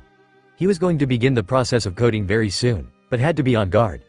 Maybe the Celestial Dragons called an admiral. Maybe they didn't. Even for him the possibility was hard to gauge other than 50-50. Nobody could guess what went on in the minds of the 3 Tenryubito after such a torture scene from the black-haired. Meanwhile, things weren't looking good for thousands of pirates in Sabaody. Kuma and Sentomaru were capable fighters posing a threat to the supernovas alone. Kizaru on the other hand destroyed them left and right. Drake, Apu, Yorogue and Hawkins were humiliated. They never got to deliver an actual hit on the admiral. And if it wasn't for Sentomaru calling the light man on his Dendenmushi, Hawkins would have died. Although Borsalino was a goof, he was by no definition weak. Rookies experienced this fact firsthand. After Sentomaru and his pacifista squad were reached by the Marine, they decided to fulfill the task they were given, arresting Monkey D. Luffy upon sight. Kuma wasn't anywhere near them yet. His time to shine was yet to come. Simultaneously, after saying goodbye to Kami, Hachi and Papug, Straw Hats and Sabo exited Shaki's tavern. The farther they went from the bar, the more pirates and outlaws came running into the opposite direction. Man, I can't freely talk about how glad I am to have met this old man, Frankie complained, fully aware there was a big turbulence occurring on the mangroves. All this unrest gives me the feeling we're dealing with dangerous forces. Absolutely, Frankie-san. The Yonko commander agreed with him, his eyes forming a stern glare. I can no longer ignore these vibes. Luffy, what have you done while you were away? Before the orange-haired could warn the blonde from accusing his brother too quickly, the 17-year-old took responsibility. No need, Nami. Yes, that is the aftermath of something I decided to do. To cut things short, I did the worst thing one could do to a few world nobles without killing them. The Straw Hat admitted, bewildering knowledgeable people around him beyond disbelief. Nami, Sanji, Robin, Frankie and Sabo were petrified from shock. How could you? They hissed, infuriated with him. Of course their love for the future Pirate King was unconditional, though this time they were extremely angry with him. For those of you who don't know who world nobles, otherwise known as celestial dragons or Tenryubido are, they are the descendants of 20 kings who created the world government. They don't obey to any rules or laws, they make them. They're virtually untouchable, and if they feel attacked in the slightest they can call an admiral. The Oharan informed, explaining who the Tenryubido were in a nutshell. Zoro, Usopp, Chopper got the rough idea that those people were SMY royals. They'd seen, heard and witnessed enough from people like them. But the fact that they could send admirals after people on a whim made them rethink if what the 360 million Berryman did had even a fraction of a good thought to be an idea in it. An admiral? Those men are super powerful. I can't understand why you did that, even if they deserve it. The long-nosed ranted, scared him or any nakama could be done harm to by the approaching admiral. He's searching for us right now, I'm calling it. To be fair, I thought I scared them to the point where they wouldn't call an admiral. The rubberman added, forcing the sniper to grab him by his captain's coat. That's not how you expect things to go your way. Suddenly, the cook's observation haki truly bloomed. The blonde trained and practiced an awfully lot during free time and training sessions. Sooner or later he would have achieved observation haki on the level he didn't have to close his eyes anymore regardless, but a powerful incoming attack pushed it to the point of getting unlocked. Incoming, the Vinsmoke shouted, eyes wide open. He briefly pointed at the sky, pointing out the direction of the attack. Kizaru's laser hit where the 154 million Berryman predicted. If his observation haki didn't help, there would have been injuries. The thin but destructive beam's impact created a crater on the ground. All the grass which once grew on that spot burned away super quick. On top of the surprising attack of the light man, approximately 300 meters away Sentomaru and 2 Pacifista were arriving to the scene. Despite the heat of the moment, 2 Kumas seemed to be a bigger issue to most of the Straw Hats. Hold on, we've seen this guy on Thriller Bark. Why's there 2 of them? The ginger exclaimed in disbelief, unable to think how that was possible. Who has a cloning devil fruit? The reindeer yelled, his guess being Sentomaru. Due to good ears, Sentomaru easily heard everything. I'm no fruit user, the large man stated, taking his broadaxe from his back. And these 2 aren't Bartholomew Kuma. These are human weapons modeled after Bartholomew Kuma, created by the genius Dr. Vegapunk. They're called Pacifista. Noticing himself how easily he gave away information, the axe wielder had to speak out his excuse again. By the way, I, Sentomaru, have the tightest mouth in the whole world government. I don't have to tell you anything, I'm only saying things because I want to. Right, the weakling in mid-trio thought, sweat dropping. After a short while light particles reformed Borsalino's body, the 3rd Kuma walked towards the scene. He was the actual Bartholomew Kuma, former Revolutionary Army member and former king of Sorbet Kingdom. Nami rolled her eyes. Another Pacifista? She asked Sentomaru, who slowly shook his head. No, he must be the real Kuma. I haven't given an order to any Pacifista to come from that direction, he answered, pausing for a few milliseconds before adding his excuse. I'm not telling you this because I can't keep my mouth shut, I'm only saying this because I intend to avoid confusion. Ooh, Bartholomew Kuma. The admiral slowly spoke, NCE. I didn't expect you here, why have you come? The Pawman wasn't really an enemy of the Marine, he merely had a mission. Silver's Rayleigh, the Dark King, was an actual enemy of the Logia user, but did things according to his own will. That enemy nearly kicked Kizaru in his slow head. Slow reflexes were naturally a trait of Borsalino, but being an admiral required high-level haki. At the last moment, the admiral blocked the haki-enhanced kick with his wrist. What a surprise, the light man let out, wondering why the old man decided to attack him. Looking out for small-timers like these, and to think you really were on this archipelago like I've heard so often, small world. Their era has yet to begin, whereas I should be able to live out my retirement in peace. Would you guys kindly tear up my wanted poster? The first mate of the former Pirate King jokingly asked, not expecting a yes under any circumstances anyway. Your sins as a pirate won't disappear, not to mention you were one of the Roger pirates. The Logia user explained, clarifying the world government wasn't forgiving or forgetting. But if we tried to capture you here, we would have to make certain preparations. Now give me a break, if I don't capture at least Monkey D. Luffy here, the Marines will lose face with the Tenryubito of Marie Joise. Won't you stay out of my way? While Kizaru had his hands full with Rayleigh, Kuma quickly teleported next to Luffy with the intent on whispering his aim in the Straw Hat's ear. It's too early for your crew to get involved with admirals and Marineford, I will get them out of here. There goes my plan. I wanted to train together with my nakama but I have no choice, the black-haired thought, complaining how he still had to be separated from them. I really can't take them with me for Marineford. Maybe Zoro and Sanji, but it would be unfair for the others. Go ahead, the 17-year-old whispered back, regretting and not regretting what he said at the same time. Following that, the Shichibukai briefly appeared besides the old man, letting only the most important information exit his mouth. I am a member of the Revolutionary Army. Because of this, I wish to let this crew escape. And you expect me to believe what you said? Rayleigh questioned, doubting that was the full story. That is up to you. Even I have doubts in this matter, the cyborg said, calmly and objectively. Borsellino was suspicious, very much at that. Still, he maintained his personality. Just what are you up to, Kuma? This is why you can't trust pirates. Kuma ignored the admiral. It wasn't his duty to justify his reasons or report any action of his to the Marines. Soon he'd lose his free will, until that he wanted to fulfill his missions as fast as possible and without failure. He straight up walked over to Chopper and Usopp, repelling them far away without any words. What the fuck? Sanji cursed, gritting his teeth. He didn't expect the bear-like man to do this at all. He just did it again, like on Thriller Bark, Nami called, frightened and more importantly worried about her two nakama. That man, he's legit more terrifying than anyone else I've met in the last 50 years, Brook gulped, unsheathing his cane sword. He made the skeleton sweat, even though a skeleton shouldn't sweat. Get back, Zoro warned, aware that one tiny mistake could let them be repelled away immediately. Things were getting more heated than ever for the Straw Hats, even surpassing Eni's lobby, except this time it was more of a helpless situation. That hour was one of the key timeframes greatly affecting the pirate crew. Silver's Rayleigh pulled out his sword, the Logia user created one. Ama no Murakumo. And they clashed, the friction and shockwaves coming from the blades colliding were overwhelming. Phew, well, this is trouble, and I came here so casually too. The light man complained without raising his voice. All he wanted was his mission to not have any difficulties for him, but as if fate wanted to say fuck you, one of the world's strongest stood in front of him. Light always throws you curves, Kizaru, the old man reminded, not backing down against Kizaru. Meanwhile, the shipwright and the navigator didn't react fast enough to the swordsman's warning. The paw man sent them flying in different directions at speeds human eyes can't see. Nami, the chef exclaimed under high pressure, regretting he couldn't save the girl he loved. This is getting out of hand. The first mate of the Straw Hats snapped out, getting more desperate than in the fight against Dashiki. For other reasons, but despair means despair. Never good no matter the circumstances. The former revolutionary was serious in his mission. His objective had to be carried out perfectly.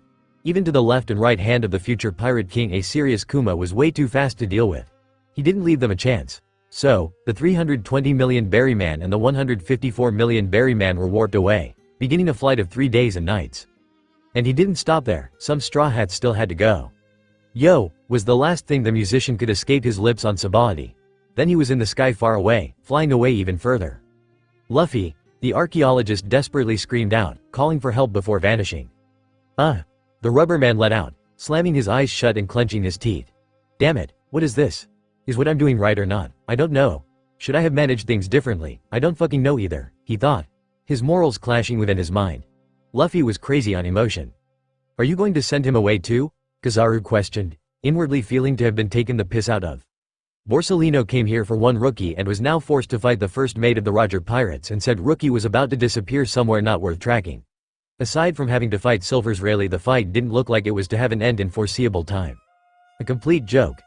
This is problematic. I suppose you have an explanation for this. Instincts guiding him, Luffy grabbed Sabo tightly by his hand. The older brother had been perplexed ever since the bear-like Shichibukai appeared. He didn't know what the hell was going on. Awaiting his departure, Luffy intensely glared at Kuma. We won't see each other again, the large man announced, his voice bearing small hints of regret and sorrow. Straw Hat Luffy didn't move as him and his adopted brother were slapped away together at insane speeds. Farewell. On that day, the Straw Hat Pirates were separated. Chapter 31. Preventing a conflict. 3 days was the time one had when hit by Kuma's paws. Not time to death, but time in the air. Though, a normal person or weak pirates would die after the fall. Barely 10 minutes after Luffy and Sabo took off the ground, the latter decided to inquire about his adoptive brother. Ahem, I think we'll have more than enough time to discuss about what's different about you. The blonde began, his brother inwardly fully accepting to spill it all out, while making no explicit expression outwardly. Of course, if you don't want to talk about it right now we can wait. No, it's fine. The black-haired casually stated, ordering the chronology of his tale. He'd begin with the massacre of his nakama by the Marines. Back then it was a heavy hit on him, but time passed and as long as he didn't think about it more than a few minutes a day, he'd never suffer a mental breakdown. One day, in my previous life, I was close to becoming Pirate King.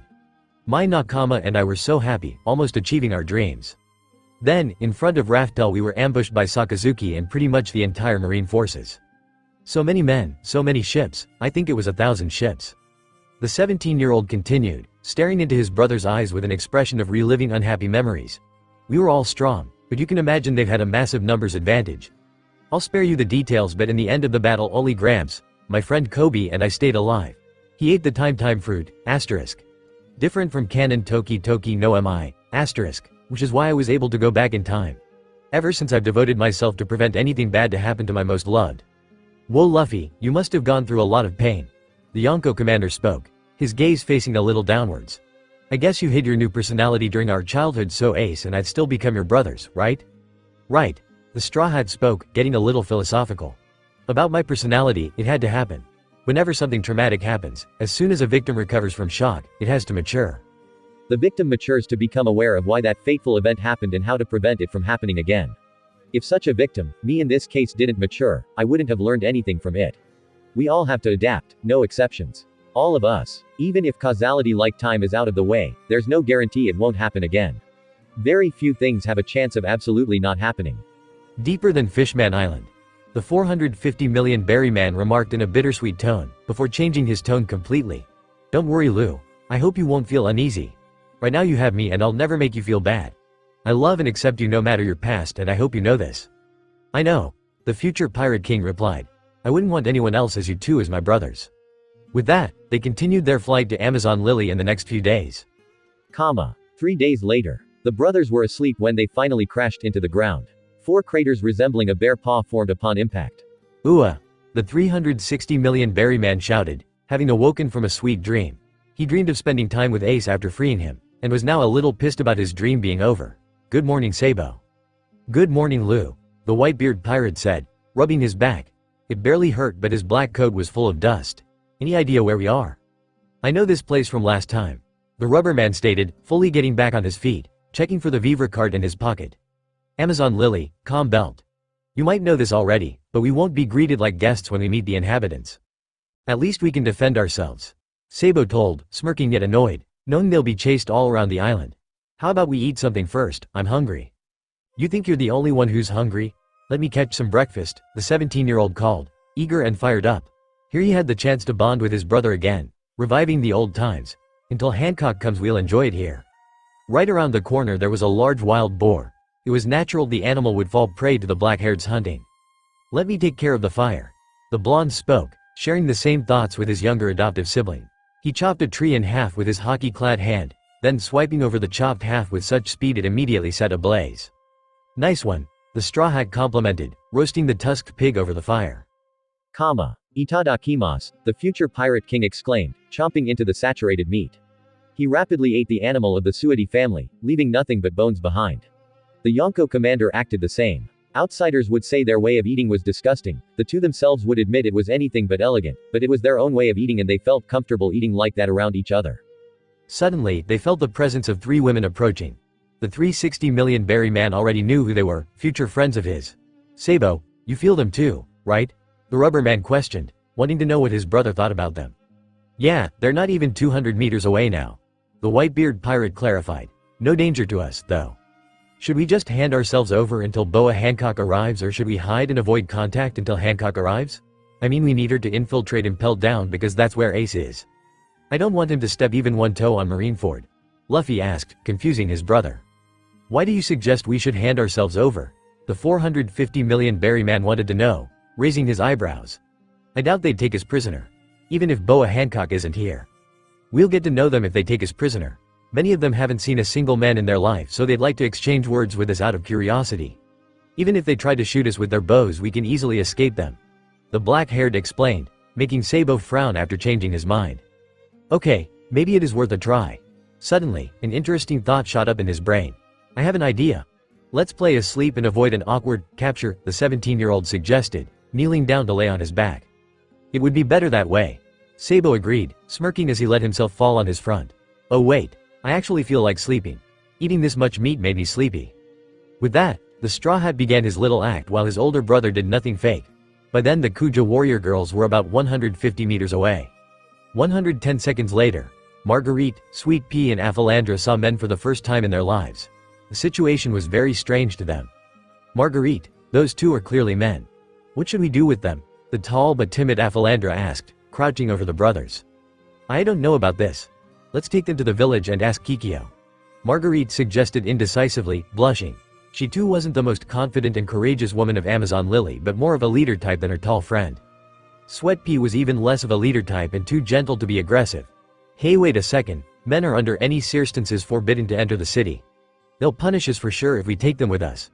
The round woman objected, sweating nervously. What else shall we do with them then?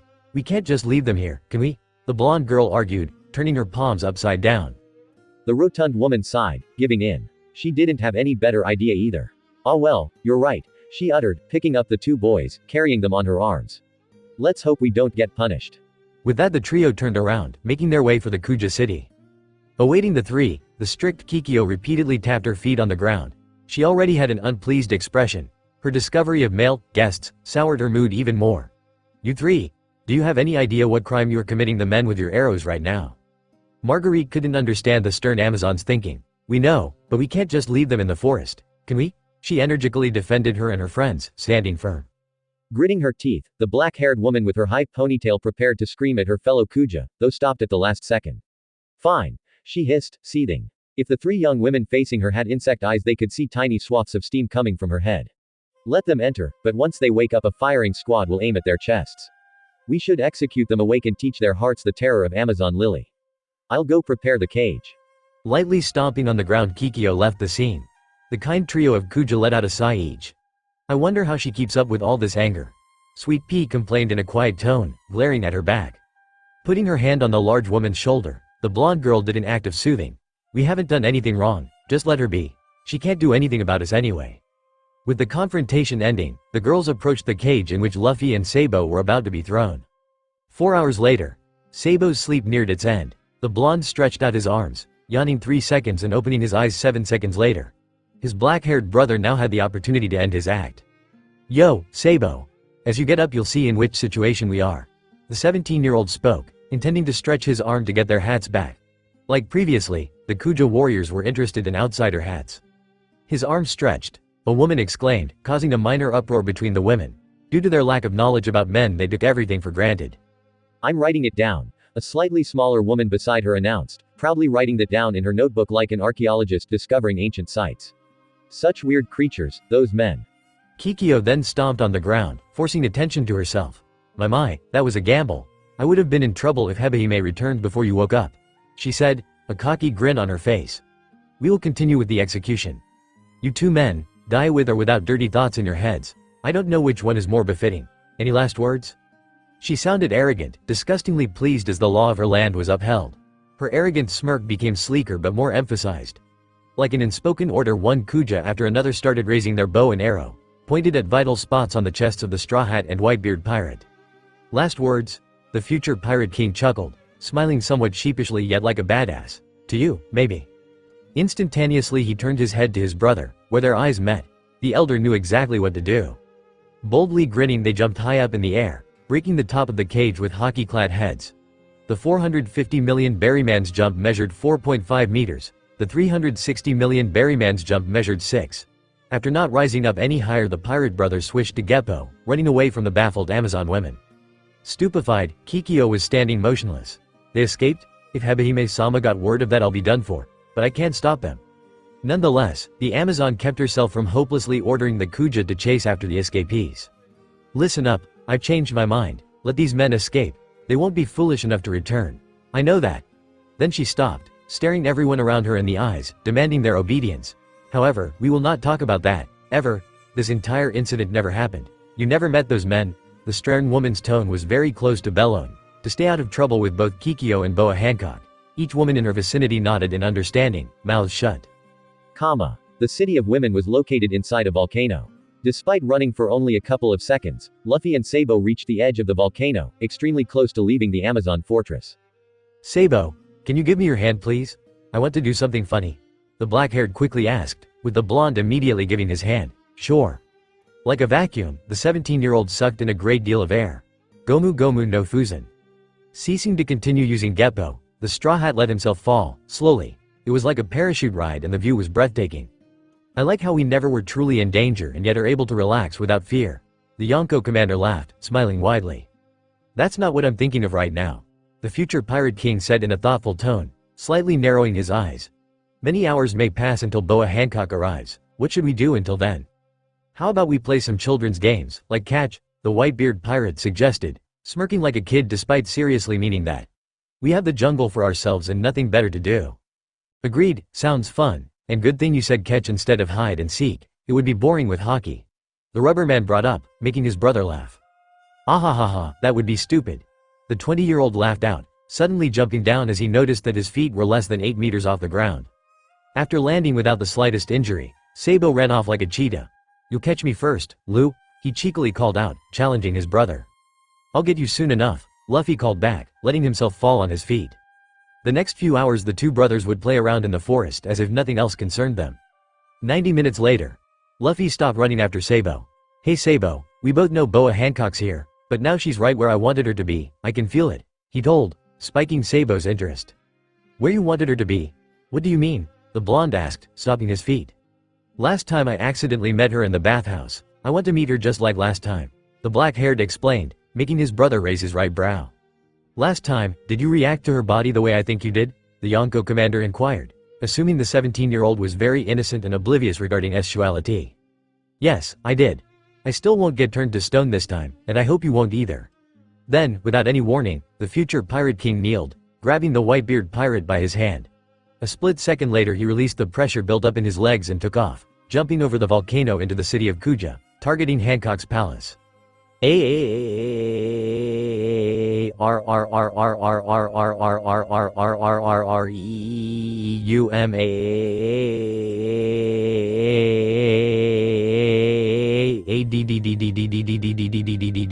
The 450 million berry man exclaimed in an annoyed tone, angry at his adoptive brother for such a spontaneous act. She. We're gonna crash in 2 seconds and you're not rubber, coat your body with hockey. The 360 million berry man announced with a wide smile, further angering his more rational brother. And then it happened, a portion of the Snake Empress Palace's roof was destroyed by the impact of 2 males. What was that? A few women randomly walking outside let out in disbelief. If that had been a meteor they would have noticed beforehand. Meanwhile, water splashed all over the place inside the bathhouse. It's hot water, Sabo yelled out, not expecting to be wetted. This didn't go unnoticed by the Pirate Empress, the only female Shichibukai. Furiously she turned around, bearing an enraged yet frightened expression, like a cornered animal mother. You, intruders, how and why did you get here? She shouted very angrily, then calming down slightly after realizing her priority. No, more importantly, did you see something on my back? I did, but I couldn't clearly see what exactly since I could only glance at it for a moment. The blonde answered, getting nervous. He didn't know what the female pirate was up to. Does it matter? Boa Hancock got triggered. Does it matter? Hebehime screamed, burning from anger. You don't know anything about how it matters to me. I'd rather die than having others see your hell and take your insolence with you. The Shichibukai emerged from the water, standing in front of the brothers with her hands forming a heart. I'll do it quickly. Mero mellow. Pink heart-shaped rays were emitted from inside her hands, aimed at the male duo and hitting them. The rays went through their bodies but their bodies were still organic and alive. Hey Sabo, how amazing. You didn't turn into mineral. Luffy reacted in a cheering tone, wondering how he didn't turn into rock. For the black-haired the reason was that he loved someone else, not Hancock. Directly after the failed attack the other Boa sisters stormed into the room, making worried noises. Sister, what on earth is going on?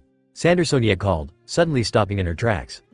What are men doing in this country? Marigold exclaimed, handing her black-haired older sister her bathrobe. Exactly what has happened here? Sandersonia questioned, in distress due to a bad feeling. They saw my back. The Pirate Empress stated, having calmed down yet another bit to regain rationality and control over her emotions. It was this bad feeling Sandersonia had. Her and Marigold were shocked, very much at that. The mark on their backs was too great of a secret. No worries though, I know what you think. They must die and I will ensure that, Hancock proclaimed, fully ready to kill. Mero mellow. Second time the attack didn't work. It usually had a high success rate, but the East Blue brothers are truly special people after all. Following this next unsuccessful attack, the 3 sisters tilted their heads and upper bodies to the right, question marks floating on top of their heads. How does your mighty ability not work on these lowlifes? Marigold called out, suddenly in uproar, visibly shocked having witnessed her older sister's ability not working for the first time. I don't know, this is the second time my powers failed, Hancock called out as well, more intensely than her younger sister. Again you said? Sandersonia called out as the third, her uproar the most intense out of the 3. It must be their fear of dying, they are pathetic but lucky, No other explanation for your ability not working on them 2 times. Hey, the black-haired boy interrupted, disrupting the Snake Sisters in their fit of disbelief but uniting them in attention towards him instantly again. Can you just provide us a boat please? Everything will be forgotten. We won't tell anyone about your backs either, promise. I know you have haki, so you can check if we have malicious intents to harm you, which we don't. While the eyes of the taller sisters jolted wide open, the pirate empress' entire body twitched, and her head went red as blood. How dare you invade my country, crash into my bathhouse, see my back, escape my attack unscathed and act like you're not dead meat. And now you're even making preposterous propositions? You're not in the position to talk to me like that, you dirty male intruder. X-Drake couldn't roar that hard if he awakened his devil fruit. Neither could Lucci. While her body didn't twitch anymore, her eyes were still shimmering from rage. In a swift move, Hebehime turned her head towards her sisters. Sonia, Mari, get my clothes immediately. Fun time is over, she ordered, unable to await the moment the brothers are under her heels. That's what she wanted, at least. For their size, Marigold and Sandersonia were quite fast, rushing out faster than they came in. The Shichibukai cautiously stared at the boys, the older one pulling the younger towards him in order to whisper. What have you done? Did you think that was the right thing to do? The Yonko commander asked, analyzing the Empress of Amazon Lily with his left eye, monitoring her in case she suddenly attacked. I think it is the right thing, but don't worry, we have nothing to fear here, the 17-year-old whispered back, hoping to fill his brother with the same firmness. As quick as they came in the first time, Hancock's sisters returned, delivering a towel, violet high heels and a purple dress with the Kuja Pirates Jolly Roger, which covered Hancock's entire body parts and was easy to get into in a short time. Finally putting on her shoes, the Shichibukai signalized her readiness to kill by narrowing her eyes to a glare of death. Suddenly, without a warning, the pirate empress attacked the 17-year-old with a flying kick. Had he not covered his arms with armament haki before blocking her kick, his arms would have crumbled to tiny pebbles. Not only did he have to put a lot of strength into his arms, the Straw Hat also had to put a lot of strength into his legs not to be pushed back. The floor he was standing on was slippery. The future pirate king may have fought Admiral Aokiji equally for about 30 minutes, but the admiral wasn't serious or bloodlusted. If he had wanted to kill the rubber man that day, things would have gone differently. However, the Snake Empress was not that nice. At that very moment she was pursuing her goal of killing the 360 million berry man. That was serious business. And even though Luffy could easily eliminate the risk of him getting killed to zero by entering one of his gears, he was well aware that even then he would not be God. Sabo, listen to me right now, it's super urgent, the black-haired exclaimed, his urgent voice alarming the white-beard pirate to full extent. If she attacks you as well, do not forget to defend yourself with armament, never, you'll regret it otherwise. HMPH, Hebehime grunted, rolling her eyes towards Sabo, who pulled out both of his fighting pipes out of his back holster. They weren't taken away from him since the Kuja never saw one before and thought it was a primitive weapon that wouldn't do shit. It can't be put into words how wrong their thinking was, since these two gave the 450 million berry man his e-fighted black rod. One of them was crafted out of pure osmium, the hardest metal in the world. Its name was Death Pole, a reference to the type of weapon and the 2 poles on Earth. The other one was made from pure kairoseki and named The Exorcist, in relation to devil fruit users and what would happen to them if they were to be hit. In conclusion, these amazing weapons were harder and deadlier than most sharp weapons. Sister, shall we engage this man? Marigold asked Hancock, not sure whether her and Sandersonia should change into their zone hybrid form inside the bathhouse. No, don't. I don't want the bathhouse to collapse. Hancock declined, shifting her gaze to Sabo again. I'll eliminate this one too. At lightning speeds did she attack him, even faster he defended himself. The tip of her high heels, with her devil fruit power channeled into her feet, collided with the exorcist. Both let out a slight exclamation of pain, the reason for the pirate empress being her body's natural enemy, and the blonde's reason being his pole pushed into his gut by that powerful kick.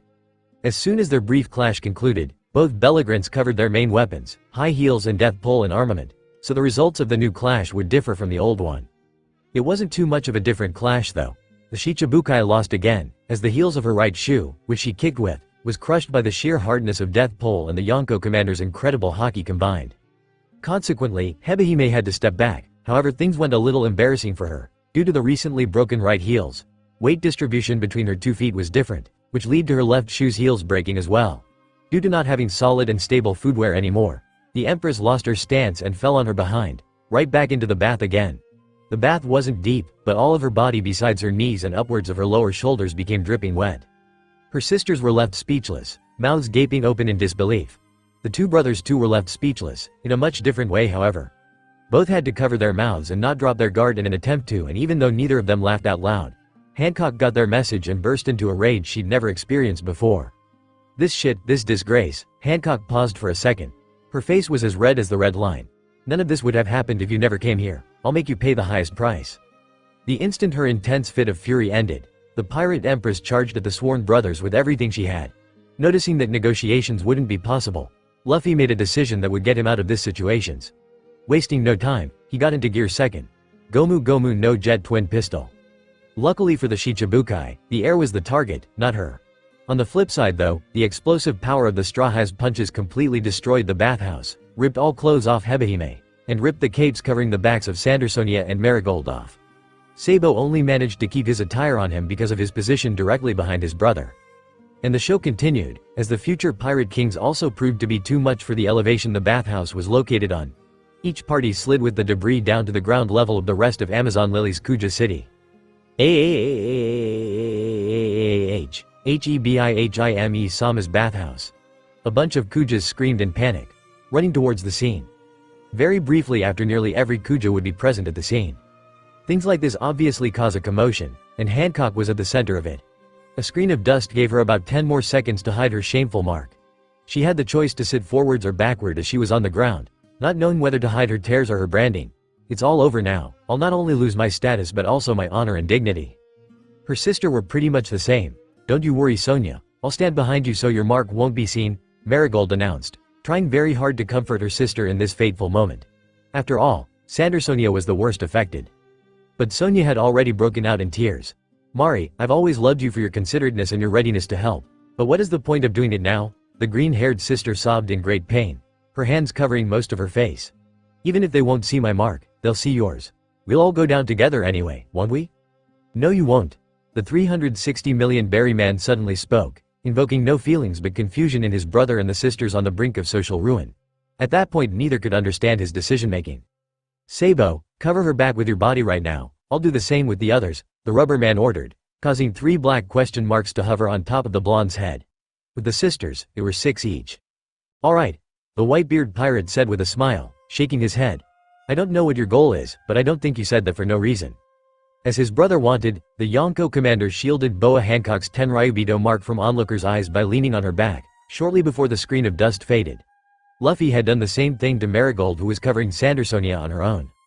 And the dust faded. Hundreds of Kuja who wanted to look at the scene already found themselves shocked, for they never saw something like this before.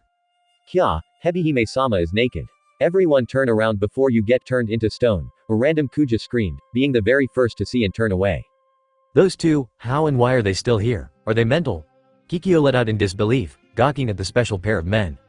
This developed into another commotion real fast. Screaming, shouting and lots of disorder everywhere around the ruins of the bathhouse. The Snake Sisters couldn't believe their luck, they got to keep everything they had. The Pirate Empress, whose tears became tears of happiness after processing the noble act of the sworn brothers, used this commotion to return things as they were. That's right, turn around and leave our vicinity immediately. There's nothing to see here, nothing, the Shichibukai called, forcing her strong, leader-like voice out of her throat. I want to see every single one of you to go back to your homes and face your eyes away from us, oh, and don't ask any questions, leave now. Obeying their empress to the fullest, the Kuja ran, some screaming, some not. Though part of the reason they ran away was for saving themselves from becoming petrified. About 25 seconds later, the streets were emptied save for the 5. Subsequently, Luffy and Sabo were asked to follow the sisters into the palace. 5 minutes later, Hancock's throne and bedroom had lots of curtains. She didn't have to open them to reveal herself though, as her guests were right beside her. Now that you're here, I can ask you some things, and we demand answers, my sisters and I, you owe us. The Pirate Empress said, having picked up a robe so her naked body wouldn't be exposed anymore. So, first of all, why did you decide to cover our marks? The Shichibukai began, not speaking in a hard tone. We were your enemies moments ago and I attempted to take your lives. Why'd you do that? Luffy turned his head towards Sabo. Can I take care of these questions, Sabo? The black-haired asked, getting the blonde's shrug as an answer. Of course, I think you'll manage this better than me anyway, Luffy. Well, I took the initiative to save you because I wanted to make up for the mess we'd just caused. The 17-year-old answered, turning his head back towards Hebehime. We illegally barged in, saw your mark you didn't want us to see, made you angry, broke your shoes, destroyed your bathhouse, and I even accidentally stripped you. That's a lot of damage, and we had to fix it in a way. I sensed that not shielding your mark would ruin your lives and do irreparable damage, so I took action. That's fair, Hancock commented in a stoic manner, inwardly surprised by the straightforwardness and taking of responsibility. You know what, I have changed my mind about you too. You are honest and good men, no matter how clumsy you are. She then stopped in her tracks, not looking the Straw Hat in the eyes anymore, but rather on the chest, downwards and with a rather sad mood. You're one of the only good men we've met in our lives, my sisters and I the very first few we've encountered. The Pirate Empress barely opened up the subject and didn't even get to the details, but Sonia began crying out loud, the memories being too much for her. Yuwa. Sister Sonia, calm down, Marigold pleaded, reaching her hand out for her sister. Said sister didn't do anything with that hand however, as her own hands were covering her wet eyes. This is what I'm talking about. The Shichibukai continued, unable of bearing to look at her sister. The memories of terror will never disappear, the memories of pure hopelessness and wishing for death. As even the mighty Empress of Amazon Lily began making sadder and sadder faces each second, the future Pirate King decided they needed a break from this. That's enough, no need for you to push yourselves, you can stop. If it keeps getting worse, we do not wish to hear any more. Sabo butted in, supporting both his brother and offering support to the Kujas. Luckily though, it doesn't get worse, Hancock told, the remark urging her to tell of a miracle. 4 years later, a fishman climbed up the red line with his bare hands and broke into Marie Joie's, burning it down and freeing thousands of slaves, no matter their race. He had no love for humans, but he didn't discriminate when it came to slaves, instead he hunted down the Tenryubido. He shook the entire world government by defying the world nobles, breaking the absolute rule of this world. That man would later become the captain of his son pirates, Fisher Tiger, the adventurer. I've heard of him, the blonde said, a content but slim smile on his face, has my utmost respect. Since you did see my back, you must have thought at first of the South Pirate Empress figured out, suddenly turning around then. I wish it was, it hides the mark of the celestial dragons, but it's not. Instead it is the mark. Ever since we've escaped back here and I became Empress, I've told my people there was a curse placed upon us three and there were a pair of eyes on our backs which would turn anyone seeing them into stone. It is a lie, I know it very well, but I cannot reveal our past to them, even if I must deceive my own people and country. I don't want to be controlled like that ever again, nor do I want to be pitied. If they knew about our story, there wouldn't be any place for us anymore, so I will never give in, the fear is too great. The fearsome Shichibukai was crying and getting louder each sentence, revealing how bad the Tenryubido slavery broke her mind. Ruling was a way of dealing with her trauma.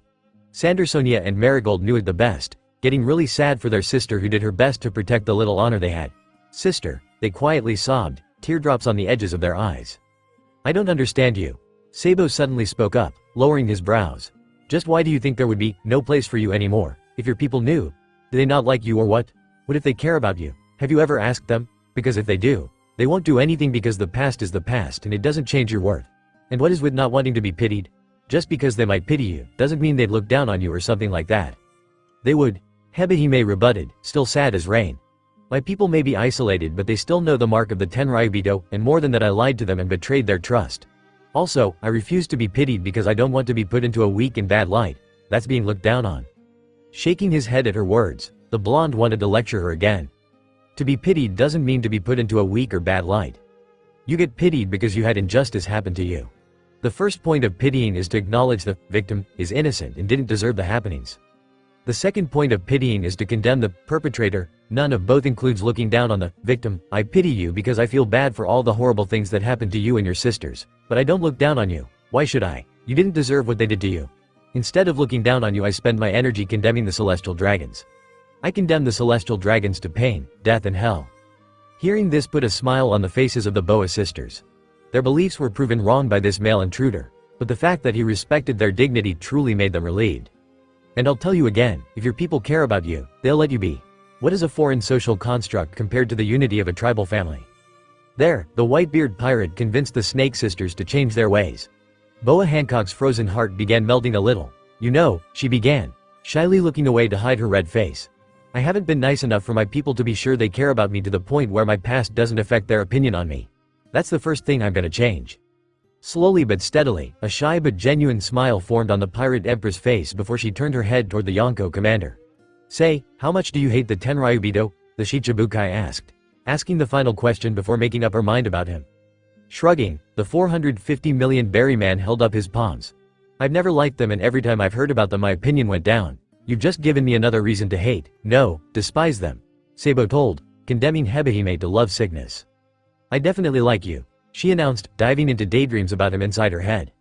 The reason as for why Sabo didn't turn into stone was the imprisonment and pending execution of Ace. Compared to busting him out of the hellhole known as Impelled Down, romance was the last thing on his mind. Crap, I don't want to deal with this in these days. Thank you, Pirate Empress, the blonde began, thinking of the right words to avert the conversation. It's a great deal to know that you like me, but can I tell about my feelings for you at a later time? Of course, whenever you like, Sabo-kun, Hancock replied, sparking great joy in Luffy. Amazing, now she won't be hopelessly chasing after me anymore, the black-haired thought, smiling without being noticed due to all eyes watching his brother.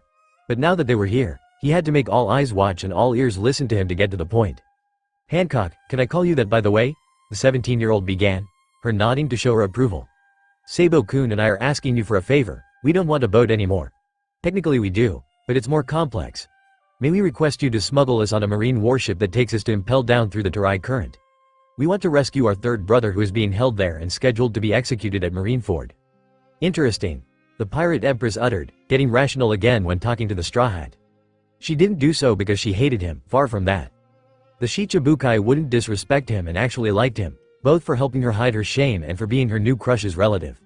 But that was it was the Whitebeard pirate who awakened love with his speech, not the Straw Hat.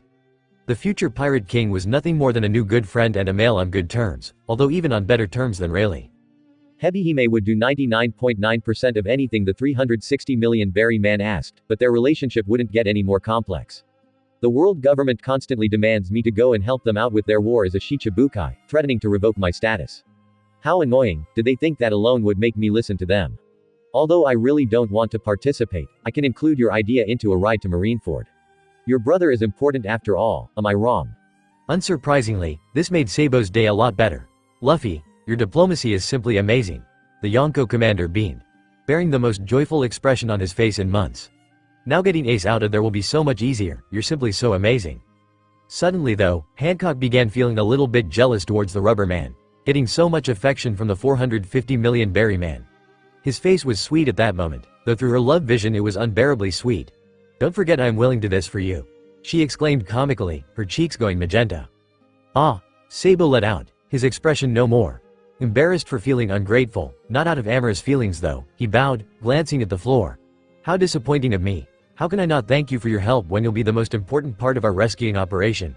You shall have my gratitude for your invaluable support. Right in the morning, I'll do it for you. The Pirate Empress announced in love, fainting thereafter. Certain organs and parts of her brain couldn't handle the bizarre pressure anymore, especially not her facial skin. As intense as the magenta tone was, it now mutated into fully saturated crimson red. Fortunately for the Shichibukai, the brothers didn't see her face. In their place, the palace floor did. Esteemed guests, coincidentally there is a room available for you to stay in, first door on the right when you exit that door. Marigold hastily informed, rushing toward her sister with her other sister. We request you to stay there at the moment. Without talking back, the brothers followed the instructions, giving the younger Boa sisters time to wake up the family leader. For several hours Hebihime laid in her bed after her sisters relocated her from the floor. In the meantime, Marigold put some effort into keeping the guests entertained, by her own volition, thinking it must have been boring for the boys in their due. The orange-haired organized a banquet, attended by everyone on the island except Sandersonia and her who stayed by Hancock, waiting for her to get better. The banquet contained such a contrast though, lots of fully seated tables with moderable amount of fine exotic food eaten by women only in a lone table with the best of the best Amazon lily cuisine in masses eaten by Luffy, Sabo and Elder Nyan, the only woman to approach the pair of opposite gender. Everyone else were too shy to even say hello, even after Marigold told them they were fine people. Welcome to Amazon Lily, you too. The old lady began as she sat down opposed to her conversation partners, everyone else suddenly silent to listen. Call me Elder Nyan.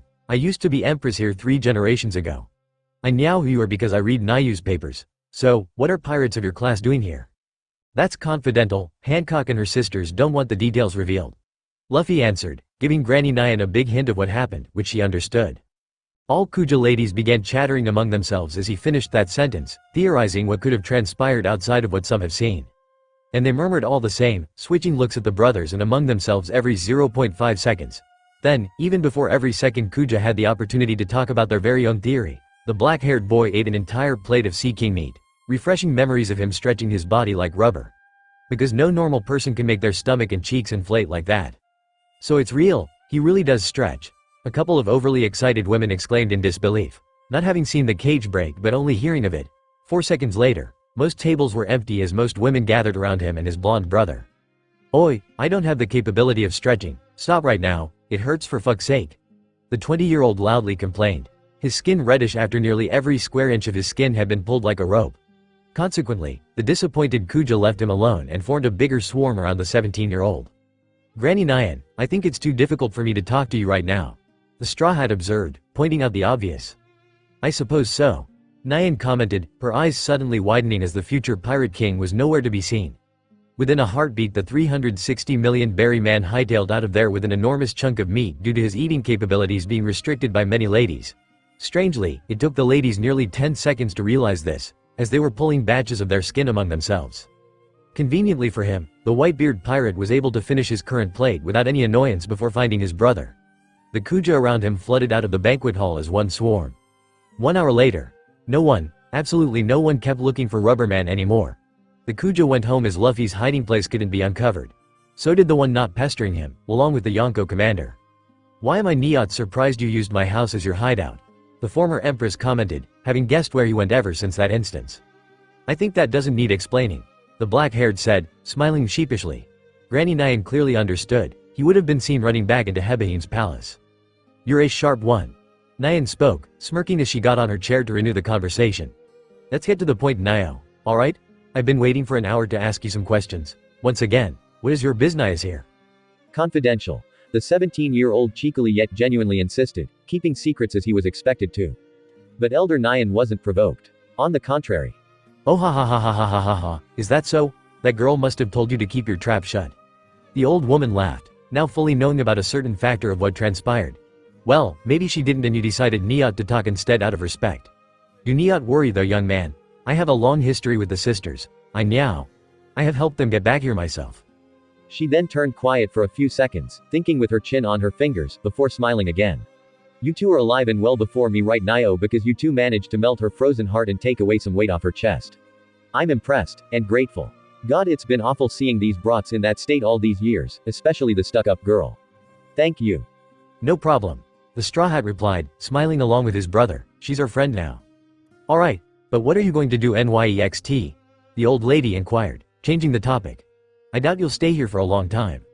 "You're right, we're gonna leave tomorrow in the morning," the future Pirate King confirmed, surprising Nyan, who thought they'd stay a couple days longer. "We're really busy nowadays." "Is that so?" Elder Nyan mumbled, then going for a smile.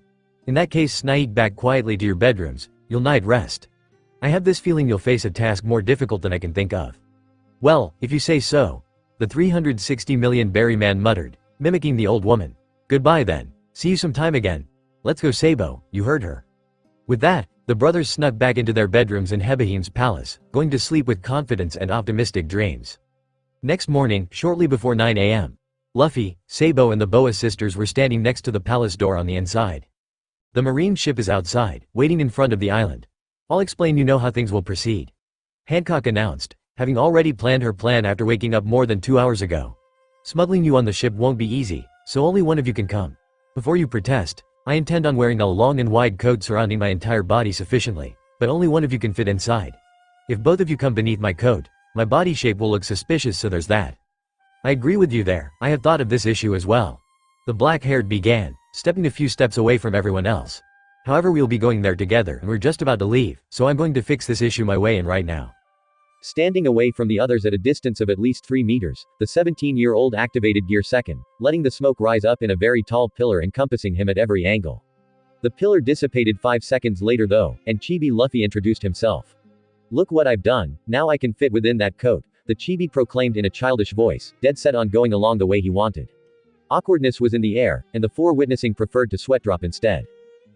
That'll do," the Shichibukai murmured, barely smiling out of awkwardness. "Sabo-kun will now hug me from behind and wrap his legs around mine. You can hug my stomach now that your height has decreased significantly. Not now though, I'll notify you once time's right." She then walked forward to open the door, making way for everyone to go to the Kuja pirates' main ship to exit Amazon Lily. "I suppose we're heading out now that all things have been discussed more or less." Indeed, time for talk was over. It was time for action. With that, the 5 of them left the palace for the ship, all in order to sail towards another ship. 10 minutes later, not seagulls, not horns.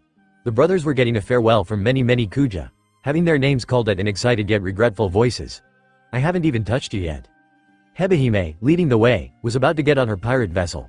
Prior to that happening, she had to get around two obstacles in her path, a baby seal and a puppy. Ready to kick them away and shout at them, the pirate empress swung back her leg and inhaled a ton of air. She couldn't follow through though, as the rubber man heroically stopped her from doing so. "Don't," Luffy whispered, extending his arm to grab her shoulder. "Didn't you say you'll Chan love you? What would they think if you kicked them? What would Sabo think if you kicked them?" That's how Hancock stopped in her tracks, changing her movement completely, picking up the two small animals and petting them. "You're right. I guess these false beliefs and my past grief fucked up my mind. Thank you for stopping me. You're actually helping me," the Shichibukai admitted, bearing an inexplicably glad and shameful expression at the same time. She got onto the ship normally, dignified. No pettiness, nor cruelty. After her sisters and the brothers followed, the vessel set sail, leaving the island's inner dock. 20 minutes later, Vice Admiral Momonga, the most level-headed vice admiral, finally sighed out in relief after the Kuja pirates' ship halted beside his. Boa Hancock would now get on board after waiting for her long enough. As she did, the pirate empress depetrified his men she'd taken out before as a punishment for the marines gawking after her, love struck with impure thoughts. Though he was very level-headed, the senior marine couldn't stop theorizing about her larger belly, covered up by a large and wide fur coat. Her face and feet are slim as always, so she couldn't possibly have gained weight. But that only leaves one other explanation, and just who the fuck was lucky enough to clap them cheeks? I can't think of literally anyone. Who is this man? Momonga's gestures and expression gave away what his current activity was. And there's more. Judging by the size of it, at least 7 months have passed, so how come I didn't notice literally a couple days ago? "Farewell, sister. Please take care," Sandersonia called, waving goodbye with her hands. "Make sure you return alive, sister," Marigold added, repeating after her green-haired sister. "I leave my country in your hands." The Shichibukai spoke, turning away and walking toward her quarters in a manner that was both fast-paced and unsuspicious. And while Momonga's recently mobile men prepared to turn the ship around for sailing, the man in command was still deep in thoughts. Come to think of it, is he still alive? With that, Luffy and Sabo were a great deal closer to saving Ace. 5 days later, Hebehime just got permission to leave the ship.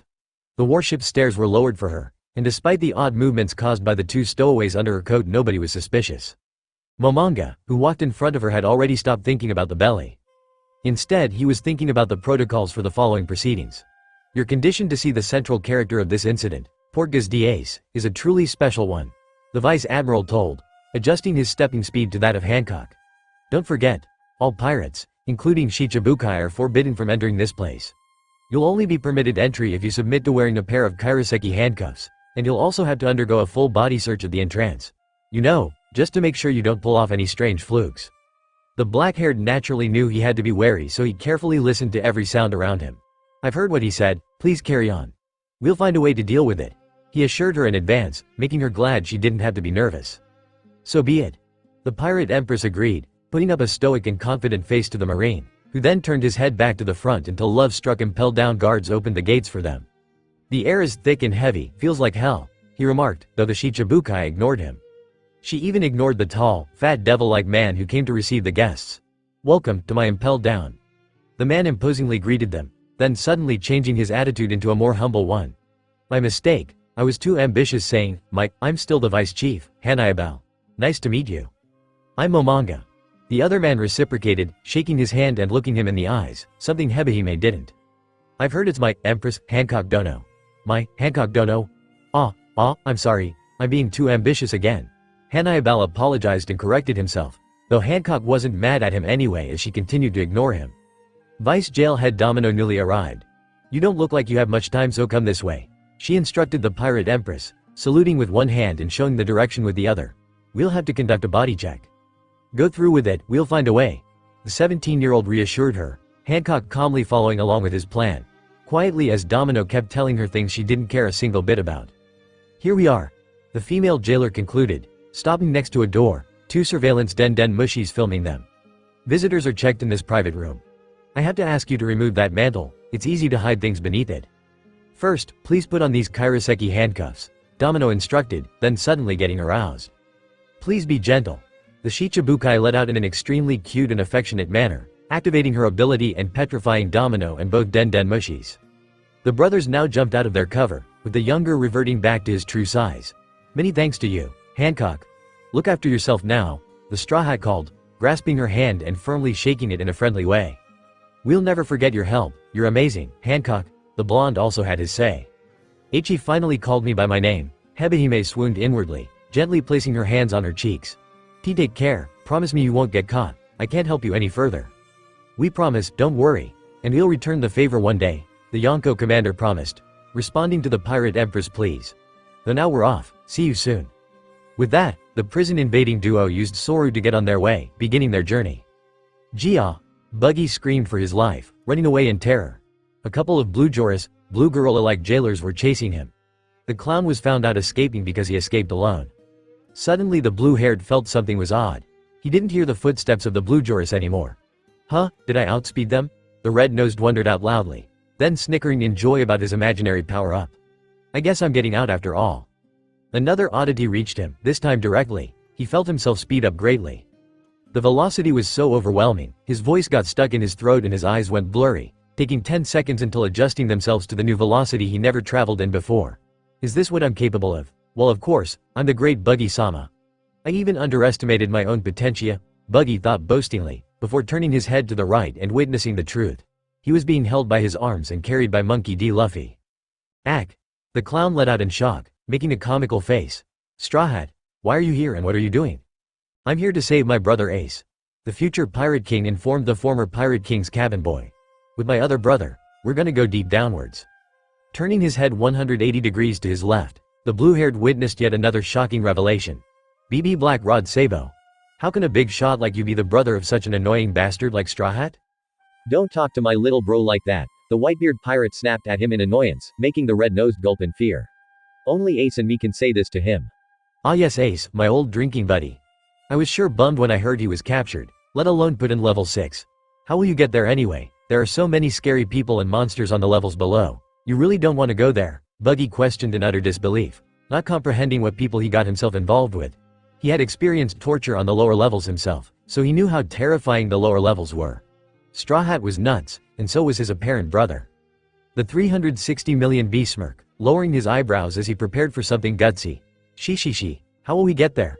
I haven't decided what route I'm gonna use exactly, but given what I'm about to do next, we'll get there fast. The rubber man announced, making the clown feel uneasy. He's up to something.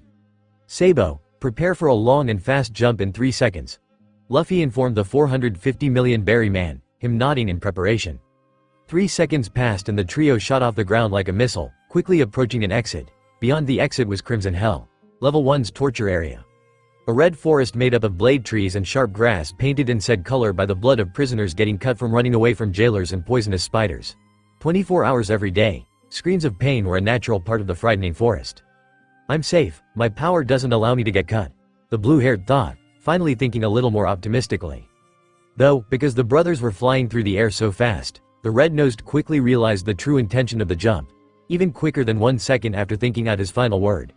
In the exact middle of Crimson Hell there was another exit, a deep masoned hole leading to level 2. Just my luck, curse you Straw Hat, now I'm definitely gonna die. Landing through the hole was easy for 2 of the 3. The one who couldn't accept this finally decided to voice out his frustration. Thanks for making my life harder Straw Hat, you saw the bloodied prisoners in level 1. Despite what's happening to them they don't want to come here, and there's a reason why, Buggy complained very vocally, stressing his fury. His face was facing the superior pirates. There was a corner behind them. Level 2 was called Monster Hell. Unsurprisingly a monster appeared from that corner. A building-sized chicken basilisk. This is why, the clown shouted in a scared tone, pointing at the monster the brothers couldn't see. Indeed, the brothers couldn't see them. No one had eyes on the back of their head. The younger brother took care of the frightening abominations regardless thanks to an overwhelming aura.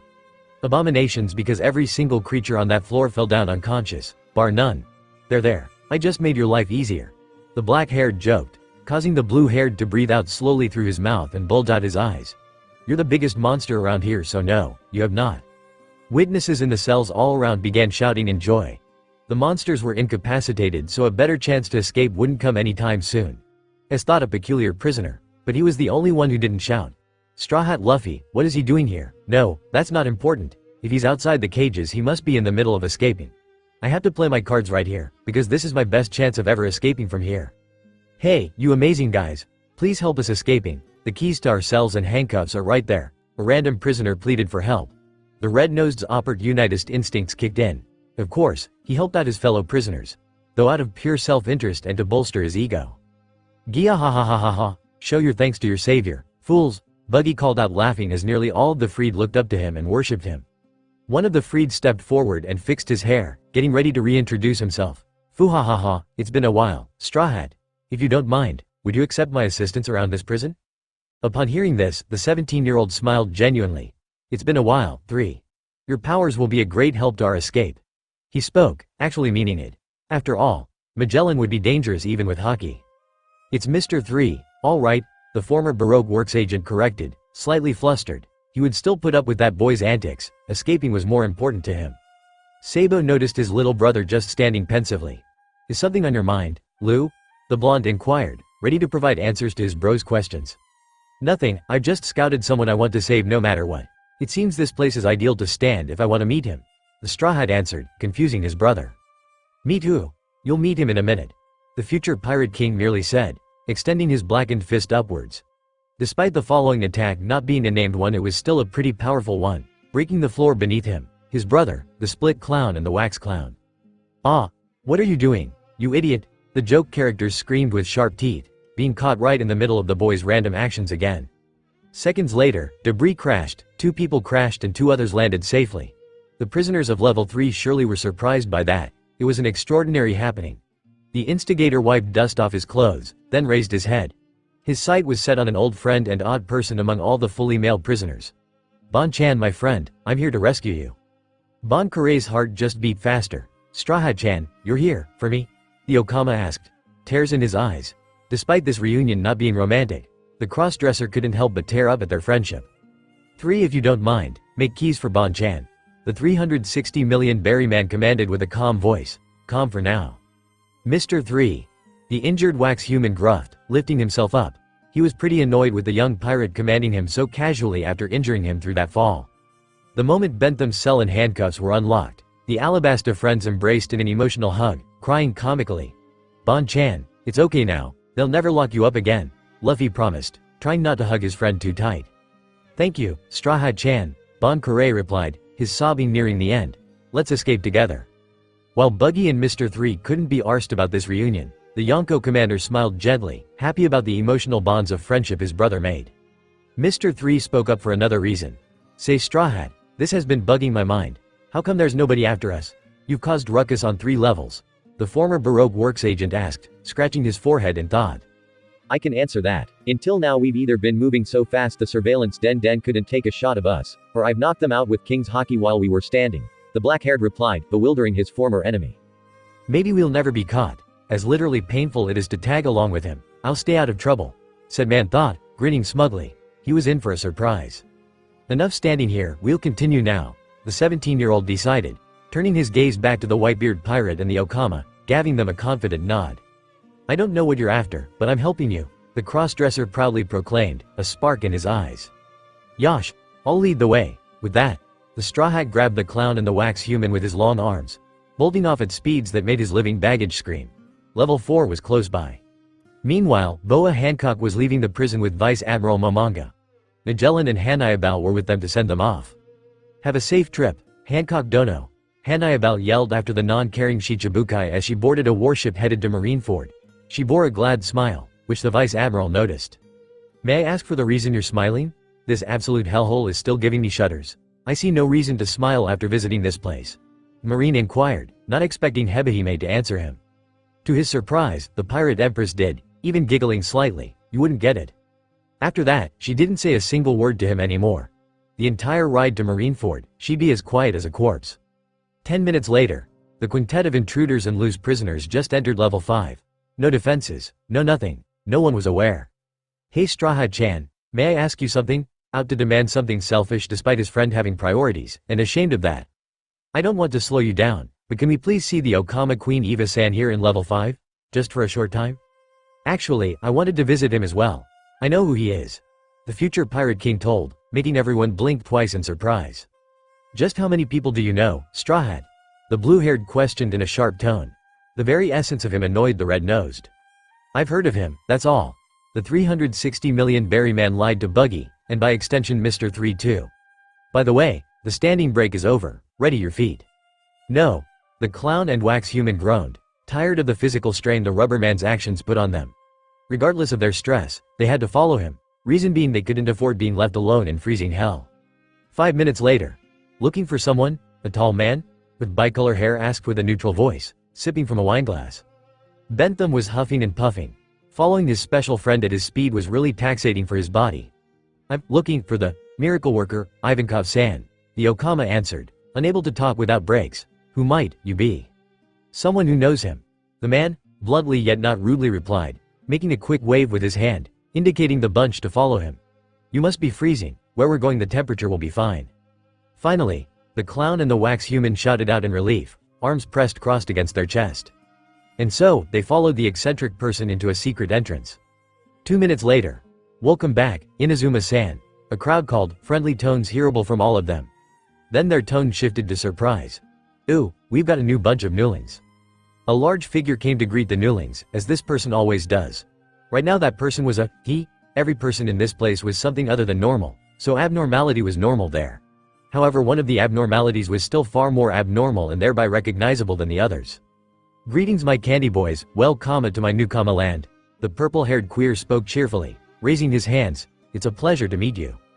Inazuma stepped forward, to the side of the queen of this level. Eva-sama, I've talked to them, they're here to meet you.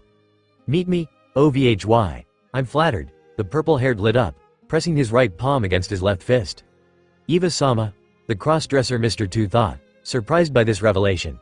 Is that really you, Emporio Ivankov-san? It's an honor to meet you too. Katakurii was really gleeful meeting his idol. Indeed I am. Say, VHY did you want to meet, Bon boy? Ivankov inquired, his fellow Okama wide-eyed in surprise. How do you know my name, Eva-san? Bentham wanted to know. This is a secret level the jailers don't know about. We have access to any information in this prison. We know who the prisoners are. I know of your background with Baroque works. Speaking of which, your former boss is down in level 6. The hormone user told before switching the topic. Now it's your turn to talk. VHY did you want to meet me? Now the cross-dresser was slightly embarrassed. Eva-san was stronger than him, so it wouldn't be quite right to tell him he wanted to break him out. I wanted to help you escape. The Okama reluctantly said, shame readable on his face. Ivankov didn't find it shameful at all however. Oh my, how sweet of you. Still, it's not the right time for me to break out. We're aware of the change in this world, the up-and-coming war of the Marines against the Whitebeard pirates. I am waiting for that man to act, the man behind all the revolutions in the world, Dragon, the revolutionary. Once that man begins his war, I'll be breaking out to help him. Until then I'm not risking recapture, the purple-haired explained, hoping his admirer would understand. Why not simply escape with us after we've rescued Ace? I'm sure you'll be great help to my father when you're outside. Luffy suggested, making everyone except Sabo who knew flinch and jump back in disbelief, obviously wide-eyed. Your dad? Impossible? Dragon has a son? Ivankov exclaimed, still in great shock. Dragon never told him about it? I mean, he has the same last name as I do. I always wonder why people can't believe we're related. It's also a known fact we're both from East Blue. The black-haired reasoned, finally mentioning something that has been bugging his mind. Taking his time to calm down, the Queen of Nakama Land processed the information, finding it out to be absolutely reasonable according to his memories with Dragon, before opening his mouth again. I see. This changes my plans completely. I owe your father a lot, count on me to help you escape. This made a bright smirk grow on the 17-year-old's face. Yash, then I presume you know a secret passage to level 6? Because we ain't leaving without my brother Ace, the Straw Hat proclaimed, making his stance clear. I do now. Tell me Vihin you're ready to go. The purple-haired reassured his friend's son. Very soon. I mean we are very hungry. It's not easy to invade a maximum security torture prison to the bottom level. The future Pirate King corrected, cheekily taking advantage of the large food reserves in level 5.5. His blonde brother chuckled, always finding the defining things of his little bro amusing. Buggy and Mr. 3 also had a rather positive expression on their faces, as following their former enemy finally gave them a direct benefit. 30 minutes later. Burp, I'm finished. We can head out now, the 360 million berry man informed, standing up and digesting his food very quickly, deflating himself. Weeks of reserves gone in such little time, a random Okama prisoner muttered, secretly afraid he'd be starving soon. She, don't worry about reserves. Once we've rescued my bro, you'll be out free again and eat to your heart's content. The rubberman promised, joining Sabo, Ivankov and the rest of his core prison break squad as he was the last to finish his meal. The queer would be leading the way. Buggy and Mr. 3 insisted to run alone this time, so the two of them would be spotted by surveillance Den mushies. Luffy had to do the work again to servant this. King's Haki, and he's controlling it to the point it only affects the snails. He really is Dragon's son after all, the hormone user thought. Sweat dropping. Expert use of Haki was a defining trait of Dragon, whom the Okama revolutionary knew very well. A short distance later a final burst of Haki knocked out the remaining Den Den Mushies. Remaining, because there was no level beyond level 6, they made it.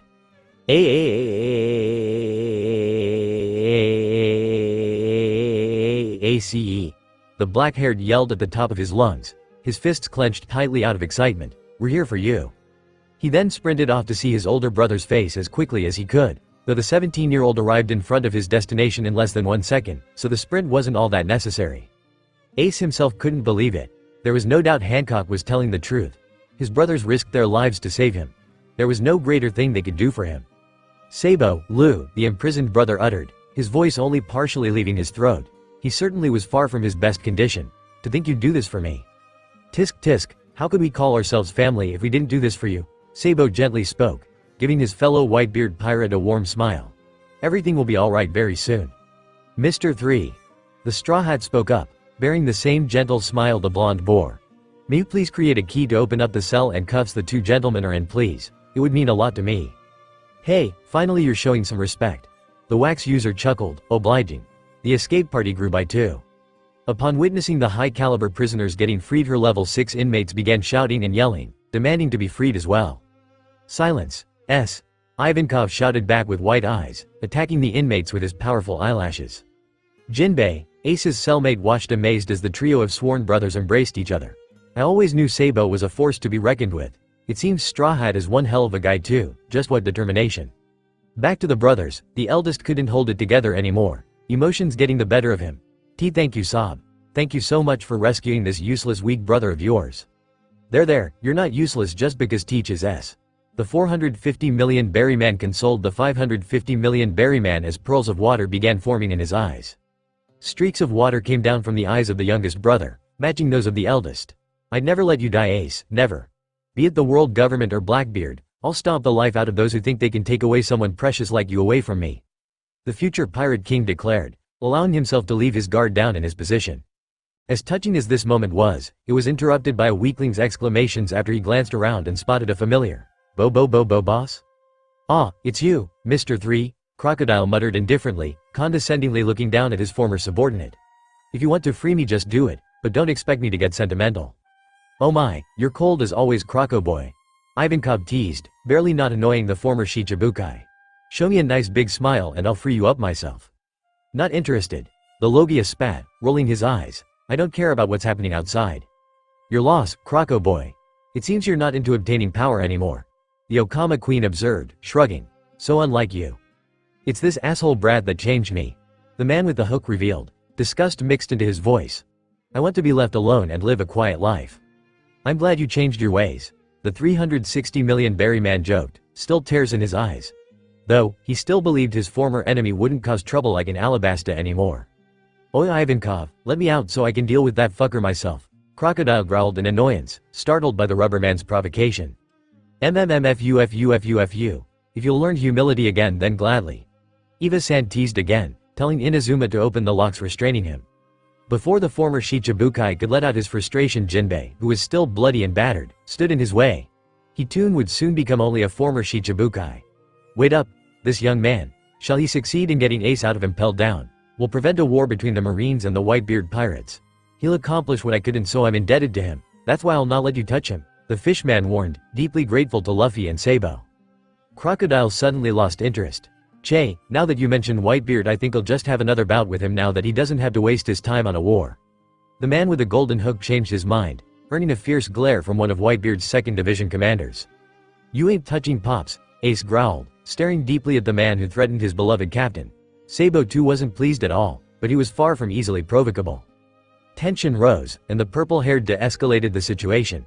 Come on now, why are you like this? We already have enemies. Vol be out to kill us once they find out about the situation. That's right, Buggy joined in, getting really impatient. Fleeing comes first, fighting comes second. Yosh, Luffy interfered himself, drawing all attention towards himself. It's true, I don't want Ace to spend any more time than needed in here, so let's get going right now. The fierce type spent another few moments thinking before admitting that leaving was by far the more sensible action. With that, the journey upwards would begin. 3 minutes later. Pack your bags, my candies, I'm inviting you on our trip to freedom, Eva-san loudly declared as he arrived back in level 5.5. He was met by a loud rejoice, his fellow Okama preparing everything for a surprising escape. 10 minutes later. Crash, *, hundreds of inmates entered level 4 as guards watched the scene unfold in utter confusion, not knowing what to do. What is happening? Prisoners of level 4 were quick to pick up the atmosphere, they were all out to perform physical labor. Not anymore, still chained they began attacking their jailers. One particular prisoner stood out, he was approached by a certain criminal. I'm thinking of leaving this place and I could do with some backup. How about it, will you accompany me? Daz Bones gladly accepted his former and now new boss's invitation. Since it's you who's asking, I see no reason not to. I was beginning to get tired of this place. Another capable fighter joined the already numerous and dangerous army, quickly heading to level 3, washing away the pitiful guards in front of them like nothing. Magellan and Hanayabao were just informed of many things going on simultaneously. Riots on level 2 and 3, as well as an army of escapees entering level 3, his expression soured. What are we going to do, shithead? If they manage to escape, you'll be fired, Hanayabao exclaimed, then suddenly relaxing. Though, I may be promoted to Chief Warden, go, prisoners. A swift bump to his head shut him up. If the worst case happens, you'll be fired as well, Chief Warden Magellan clarified, looking sternly at his underling. As for what we'll do, we'll barricade level 1. Right now they're probably in level 3 and will quickly reach level 2 as well. It would be best to stop their momentum right here, with all forces gathered. My job really is on the line, the world government would never forgive me if, Fire Fist, Ace escaped. The Venom human thought. Getting the most serious he ever has in his life, even more serious than when he fought Shiryu. 7 minutes later. All inmates of level 3 and level 2 joined the fray. It seemed like there was no stopping to the movement created by Black Rod, Sabo, Straw Hat, Luffy and Buggy, the clown. Yes, the clown was a figure of motivation for most of the freed prisoners. But it only seemed that way. Most prisoners couldn't climb up the masoned hole, so they had to use another entrance to level 1. A heavily guarded entrance. Magellan was at the forefront. Some unlucky fodders touched his venom after busting through that entrance, screaming out in pain. You can only go so far, the chief warden roared, striking fear into the prisoners' souls. Representatives of the prison break, Luffy, Sabo, Ace, Jinbei, Ivankov and Crocodile had to step forward as the stream of inmates slowed down.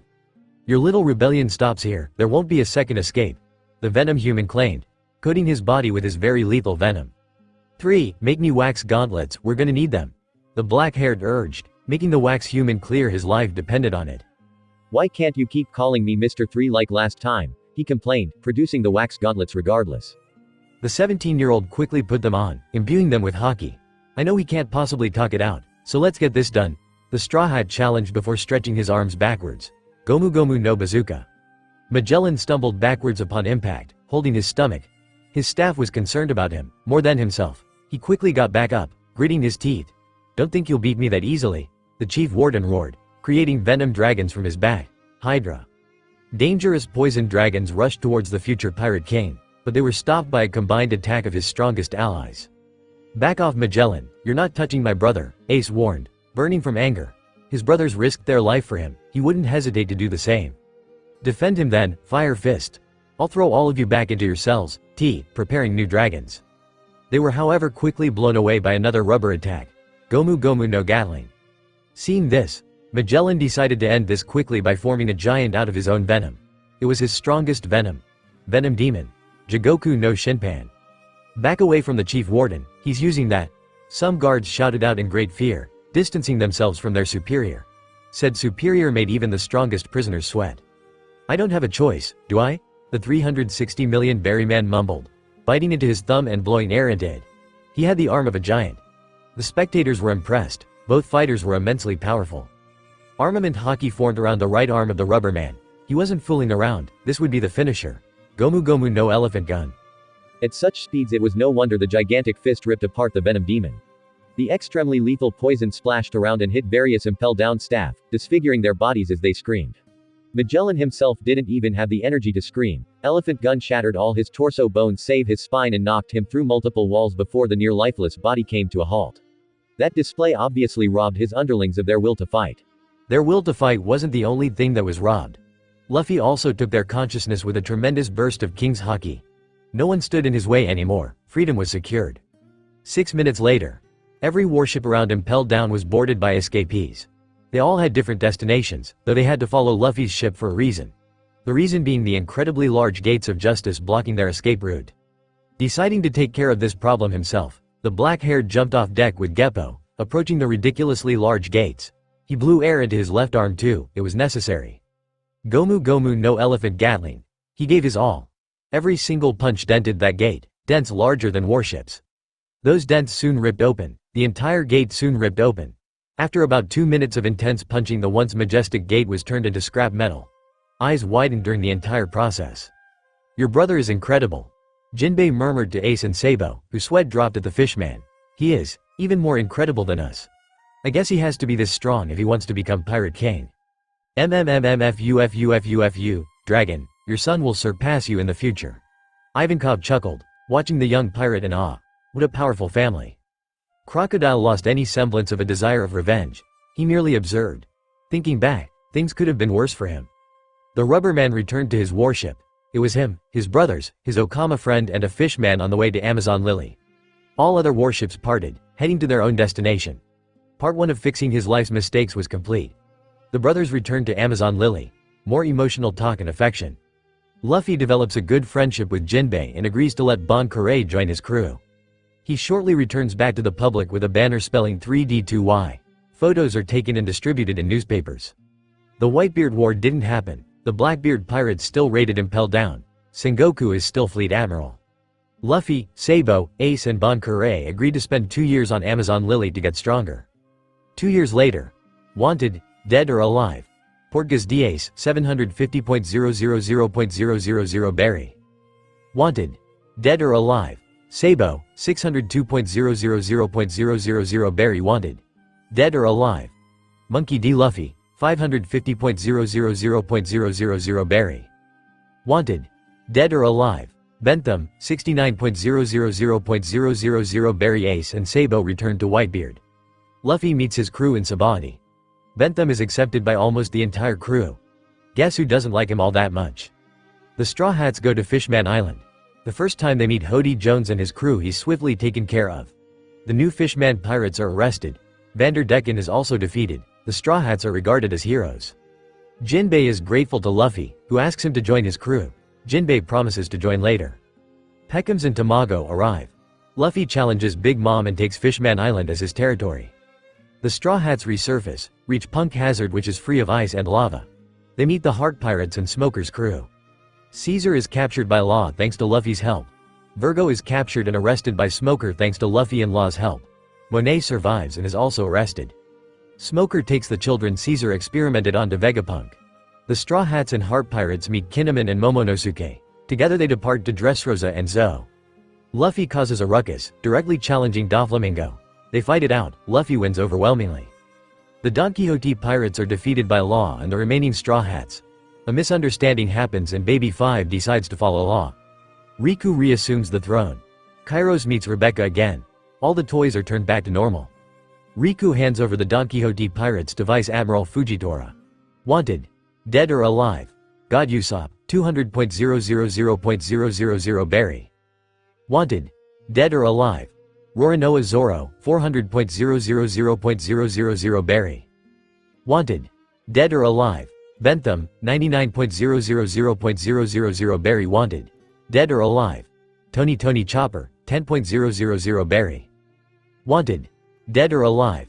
Nico Robin, 380.000.000 Berry. Wanted, dead or alive. Nami, 66.000.000 Berry. Wanted, only alive.